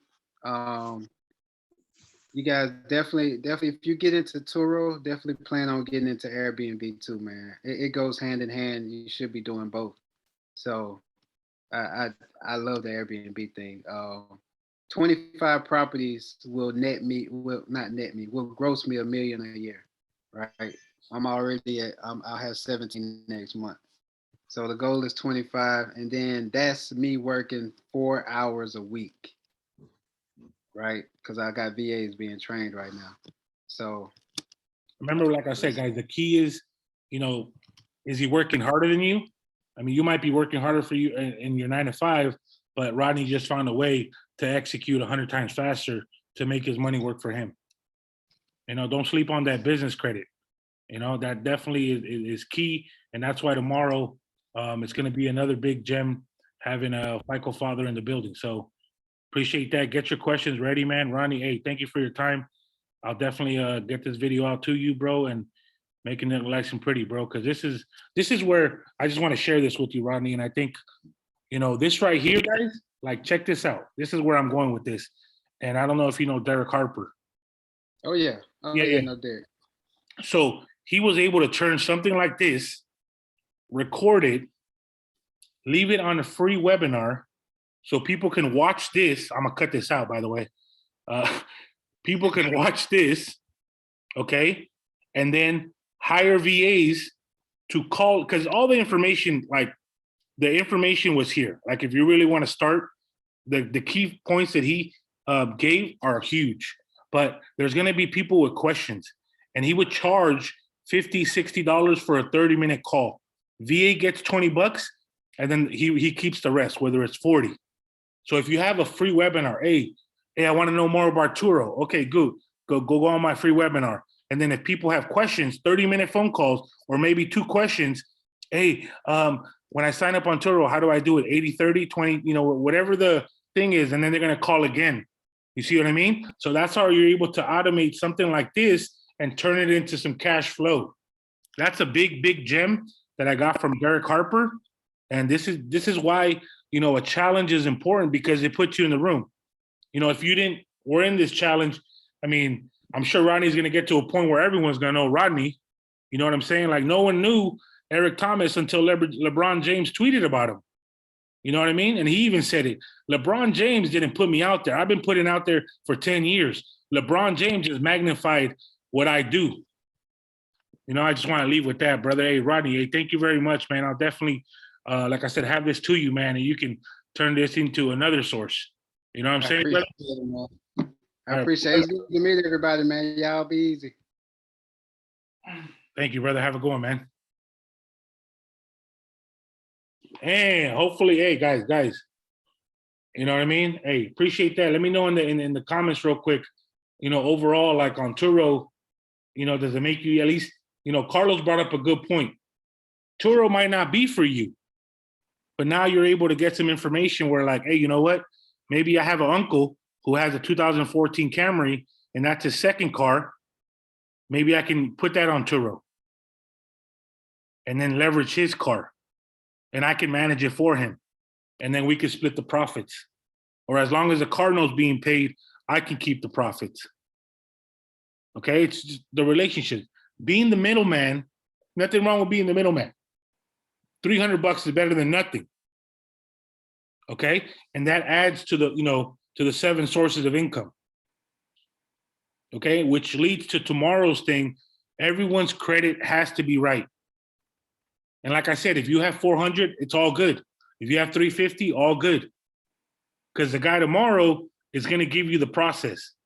And on top of that, I'm going to send you the process so you can have it also, like the letters of what you need to get stuff removed.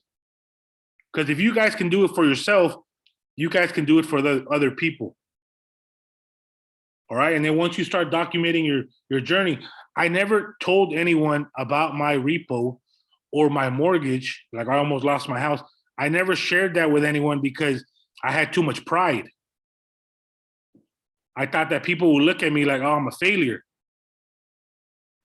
So don't be discouraged if you're not where you want to be right now. As long as you're documenting your process, dude. And look, I'm not where I was 3 months ago, so I'm in a better place. All right, guys, you guys have any last minute questions, guys? Hopefully, you know, tap in with Rodney. You know, hopefully you posted it. I saw some posts already. So all the users 8, I saw Junior's, I saw Raul's, Joshua, I think posted. Like that's execution right there. Not taking this for granted. Okay, because if you guys didn't pay to be in the room, you know, realistically, none of you guys are going to execute on the information because it didn't cost you anything. If I went to a seminar tomorrow that I paid $20,000 and I said, hey, Joshua, I got the video. I was able to record the whole thing. Let me send it to your email for free. Joshua, you're not going to execute, bro. $20,000 that I paid for, I'm going to execute because it cost me. See what I mean? So don't take that free game, you know, like, hey, you know what? Only certain things are free. But how many really people say, I got rich off this free play? Or I got wealthy off this free game? It only can go so far, guys. All right, guys? Did you guys have a problem? I know the 2 new people, Eric and Joshua, on the Facebook group. I'll add you guys. The video from yesterday is posted on there. Make sure to stay active. And I know, you know, everyone's situation is different, but if you're on here, show yourself on the face. That way you can interact with the speakers and they can remember your face. They can remember your logo, your setup, whatever it is. Oh, yeah, Raul, he asked that question about, you know, pictures or whatever it is. See what I mean? Stand out, guys. Stand out from somebody else. Asking one question. You know what? I'm shy. I don't want to ask any questions. What if my question's dumb? All right, there's no dumb questions. You're in this room to get the information. So tomorrow, be ready for the credit plays. Okay? Credit plays are huge. Okay, I'm going to add one right now. Okay, I'm going to add one. I'm going to give you guys one right now. 2, actually. I'm going to throw 2 out there just to get you guys ready for tomorrow. Someone asked, can I pay my car note with a credit card? Chances are you can't. Most credit cards, you're going to see decline, like it won't go through. Right? Because most dealers or loans won't take a credit card payment. If you go to plastique.com, PLASTIQ, Brandon's going to write in the chat, PLASTIQ.com, you can pay them. You can pay your mortgage with the credit card, right? They'll charge 2.8% Plastique. I'll show you. Plastique.com. You can pay with the credit card. Yes, there's fees. Okay, 2.8% of whatever you're paying. They write out the check to whatever you're going to pay, and they pay it for you. Okay, but what are we thinking right here? If my credit card is moving, my bank thinks I'm using my credit. This is something that you're going to pay anyways. You're still going to pay your car note. You're still going to pay your freaking mortgage, but you're not getting any rewards off a debit card. Fuck a debit card. Get that shit out of your system. A debit card brings you nothing but pain, knowing that you can be getting reward points or cash back. Pay everything in credit, but make yourself have discipline to pay it back, from your debit. Okay, that's one little gem. Plastique.com. Use your credit to pay a mortgage, your car. Okay, that's one. Number two, if you have bad credit, and you want a metal card, just because it sounds good, okay? The card is called credit.ai. Credit.ai. No fees. And they're going to, it's a debit card, but listen to me. They're going to report on your credit. They're going to report as you have $1,500 in your credit, because they're going to report to the credit bureaus. Hey, what is this credit AI? Okay, it's reporting like he has $1,500. What you want to do is put 100 or 200 bucks in there and use it, because it doesn't matter. They're still going to report as 1,500 every month. Okay, Credit AI, the website is like there's a unicorn in there. I'll make sure to put it on the Facebook. And it's a metal card. The owner of that company is is it Russell Simmons? Is that the one that started Def Jam? I'm sorry, I don't know. Is that, yeah, that's him. Okay, so Credit AI, get that card if you have bad credit, because now it's reporting on your trade line. You want those points. You can get 30 to 40 points increase on the second or third month after it reports. I know there's other cards like Chime does it. You know what I mean? But Credit AI, guys, tap into that one. Plastique.com. Start paying your mortgage with that. Oh, but I don't want to pay 30 bucks, 40 bucks. Yeah, but you're going to get the rewards on it. Think of that. You ain't getting shit from debit. You know, start thinking like that. Hey, you know what? I want to maximize this. And remember what he said. If you're making 100 grand, show that you're making 100 grand. You know, you might have to pay Uncle Sam 1,000, 2,000 bucks. Well, actually more, but you can show them that when you go to the bank, hey, I make 100 grand. Okay, here you go, sir. Here's 200 of credit that you access to. All right, so tomorrow's going to be heavy. I'm going to have him there for like an hour and a half, like long. Okay? Just to let you guys know, he's going to use this one as his webinar. Okay, so if you have your Instagram plugged in, you know, that's the play. You know, FICO Father definitely investing so much money in his craft. You can get to a certain point where you think you know it all, but there's still more to learn. There's more hacks. All right, guys? Yeah, I'm sorry. Good call right there. Cred.ai. That's a good. You see, what Raul is doing, he's writing stuff down because it makes him memorize it more. Like when my daughter, I got to memorize this poem, Dad. Okay, write the poem 3 times. See what I mean? That's why people do vision boards. Everyone wants something bigger, but they're not even writing it down. You know what I mean? Hey, guys, hopefully you guys like this call today. Yesterday, like I said, nothing sexy about taxes. Had to be done. Tomorrow, today, Turo. You know, don't sleep on Turo. And then tomorrow, heavy credit game. Heavy credit game, heavy credit sauce. There's one play on how you can get an American Express with a 650 credit score. You know, everyone talks about American Express. All right, I'm going to give you this one clue. Which card will get you in at 650? You know what I mean? Which card? How many cards American Express got? if you do the homework, you might already know the play. You know what I mean? I know I gave JR a play on Saks Fifth Avenue. A lot of people were running this play. They were going to Saks Fifth Avenue, right? They were paying $3,000 for a merchandise, right? And they were returning it the next day because they were getting, Saks Fifth Avenue was giving them $700 gift card. So people were using the gift card to buy themselves Balenciagas. So they used the credit, leveraged the points, return it the next day because they realized, hey, you know what? I don't need to buy this, bro. I'm in the same room as Raul and JR. We getting the same information. I don't gotta be flossy like that, but to each his own. They got the $700 credit card. I'm a gift card, bought the shoes, bought wifey a purse, whatever it is. You know what I mean? Now they came up. So if you want to run that play, go to Google, type in Saks Fifth Avenue gift card, and it'll tell you. You spend $1,000, they'll give you $250. You spend $2,500, they'll give you $500, and then if you spend $3,000, they'll give you $700 back.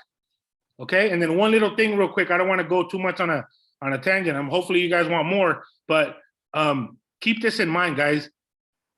Right now, if Raul, right, if someone hacked into his bank account and took out $3,000 from his personal bank account, how long do you think it'll get him to get that money back? About 14 days. Card's gonna be on hold. You know, if I go call my credit card company, hey, Navy Fed, you know, someone did a dirty one on me. Someone racked up 3,000. They went to Saks Fifth Avenue. No, I'm not saying do that, but I'm saying they ran that play, and I'm like, that wasn't me. Okay, cool. We'll put a detection. We'll get a new card out to you, and your money's accessible right away, the next day. All right, guys. It's time to think bigger. It's time to think bigger, guys. All right, guys. So I appreciate you guys tomorrow. Be ready tomorrow. Hopefully, you guys like this plays, man. These plays are big. Okay. Like my goal is to give you fire every day, not just one call, not just 1 hour. You know what I mean? That's my goal. Because when I launch another product and Raul or David or Eric were able to run these plays, it already paid for itself. That one Saks Fifth Avenue play already paid for this and then some. And if you win an NFT, that's already strawberry, bro.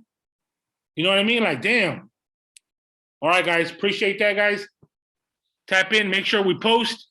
Whatever it is, man. All right, we're here. Talk to y'all. Have a good one. Hey, Brand Zav is here. You guys have any questions? Definitely, you know, tap in. Sean Lee, I know you require you're all good. I appreciate you being here.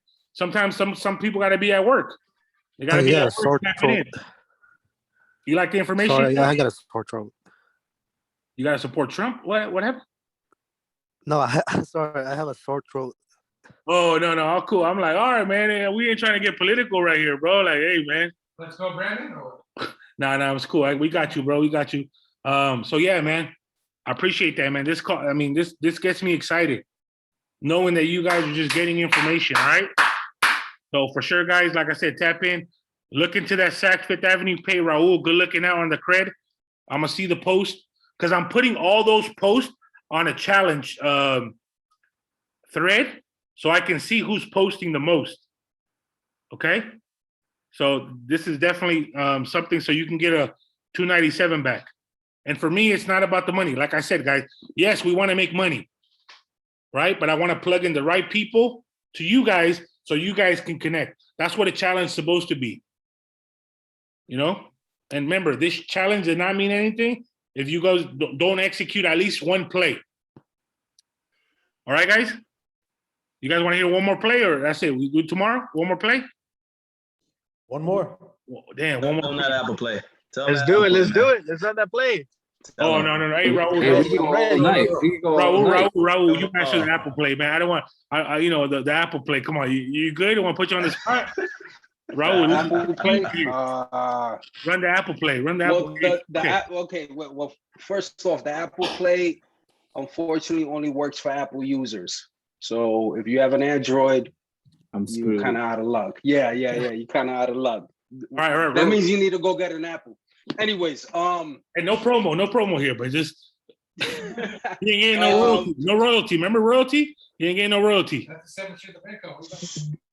So there's I think there's two ways of doing it. The way that I did it was just using my phone, went to the Apple Wallet.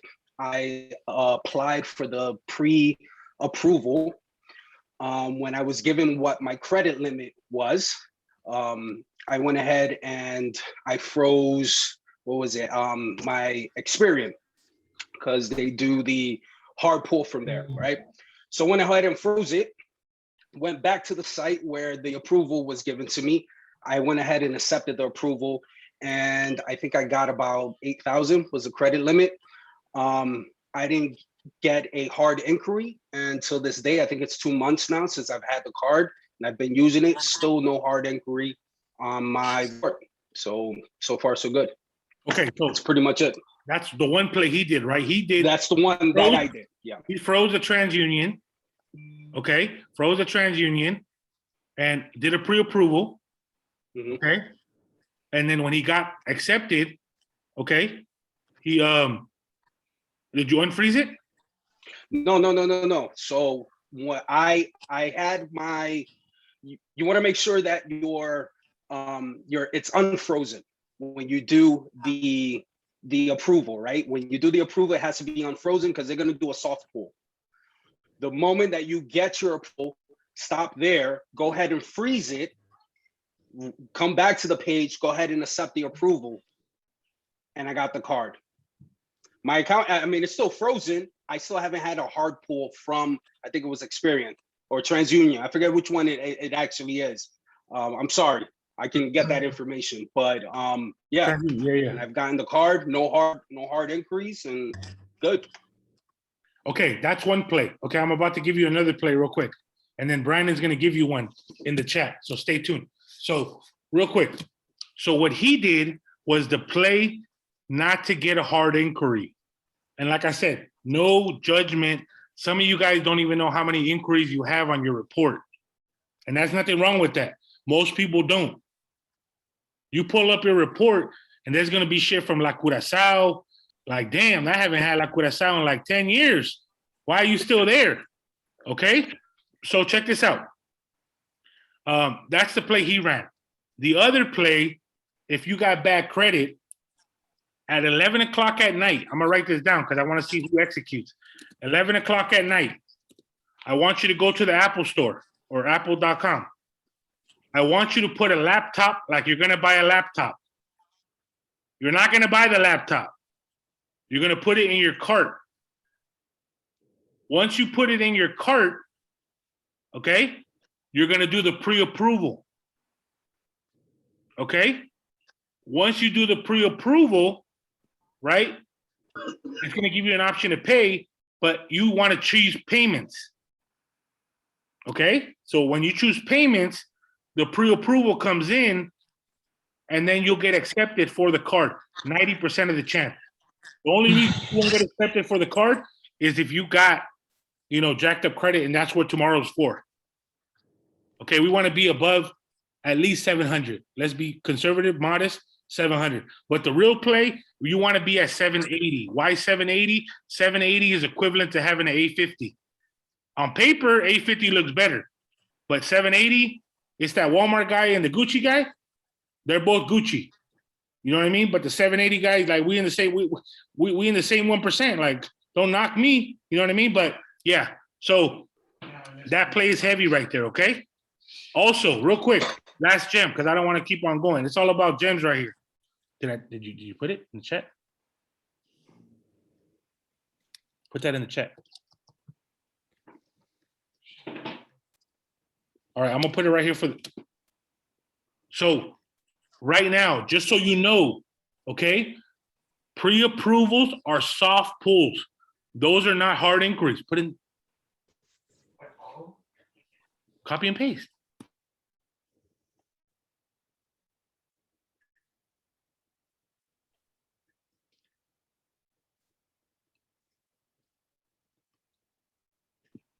All right, real quick. So pre-approvals are soft pulls.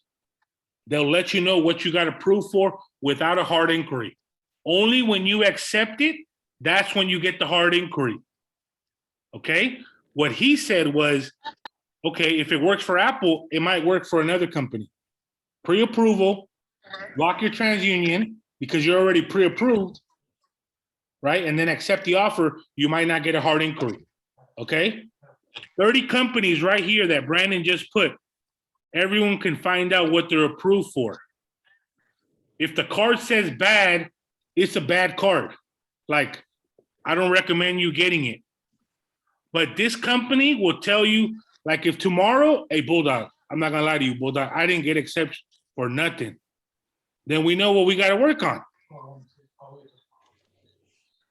You know what I'm saying? But these are 30 soft pulls, no hard inquiry. You get a hard inquiry, I'm not gonna quote you, I'll give you your money back. But yeah, 30 make sure it says pre-approval. Soft pull, no hard inquiry. You only get a hard pull when you accept the offer. But like what I'm trying to get at is like Mission Lane is a crappy card, but if they give you 500, that might be like, oh shit, that's $500 that I didn't have. Okay, and you got to look at it like the way I thought, like back in the day was like, I need to get shitty cards because they would only accept me. You know what I'm saying? But like realistically, you want to build your credit back up with these plays that I'm gonna share tomorrow also, aside from FICO Father, and then run those plays so you can get Wells Fargo, Chase, Bank of America, US, like, you know, Navy Fed. And if you're not a Navy Fed, you're sleeping on Navy Fed. Okay? I know some of you guys, yeah, what's up, Josh? Do you have to be part of the military Navy Fed or no? That's just the grunt commercial one. Yeah, so just real quick, for Navy Fed, okay? You can have someone that lives with you that has Navy Fed, someone like Raul, just throw your name out there, he has an access code he can share. I'm not saying for him to share it, but yeah, he can bring access code to someone to get in the program. Brandon called. Fortunately, he has a dad who served the military. Okay? He said, hey, my father served. They didn't ask for no paperwork, and he got in. The only downfall, which I'm going to cover myself, they can lock your account if they ask for paperwork down the road and you can't provide it. But realistically, think about this. If you're good with them and you're extending credit, bro, they're not going to kick you out. Yeah. Okay? Yeah. Okay. So tomorrow, whoever wants to do that Navy Fed, call tomorrow and try to get into it just by calling. Okay? Your brother, you know, whatever it is, whatever you got to do to get in the door. Because you want to get in that door. They just say, serve in the military. Mentors don't work. Okay? But yeah, all right, guys. So real quick, these 30 soft pools, hopefully, I want to see you guys posting some. I know there's one that Raul posted, the FMBO. He pulled, you know, he checked it to see what he qualifies for so you can see where you're at. If you're getting 13,000, 15,000, your credit is good. All right, so do me a favor. The one homework assignment today is going to be to try one. I'm not saying try all 30. You can get obsessed and be like, hey, man, I want to know where I'm at. But if you can't get qualified for at least these 30, then we got some real work to do, guys. All right, we good? We loving it? Make sure that, like I said, tag me, Brands, you know, Snagger, whatever you guys got to do. If you got gems from another person in the room, like JR. Gonzalo or JR? What's up? Who asked the question? Okay. What's up? I heard JR, but maybe yeah, I heard my name. All right, it's all good, for sure. All right, guys, like I said, make sure to tag us, and we want to create FOMO. The people that missed out on this challenge, that's on them. All right? They didn't want to pay to play. Hey, that's on them, guys. All right? We're trying to build connections here. All right? And then my goal, like I said, you pay someone something so they can give you a 10x return. If I'm paying Carlos $2,000, $3,000 to teach me Amazon, in my mind, I want him to make me $30,000.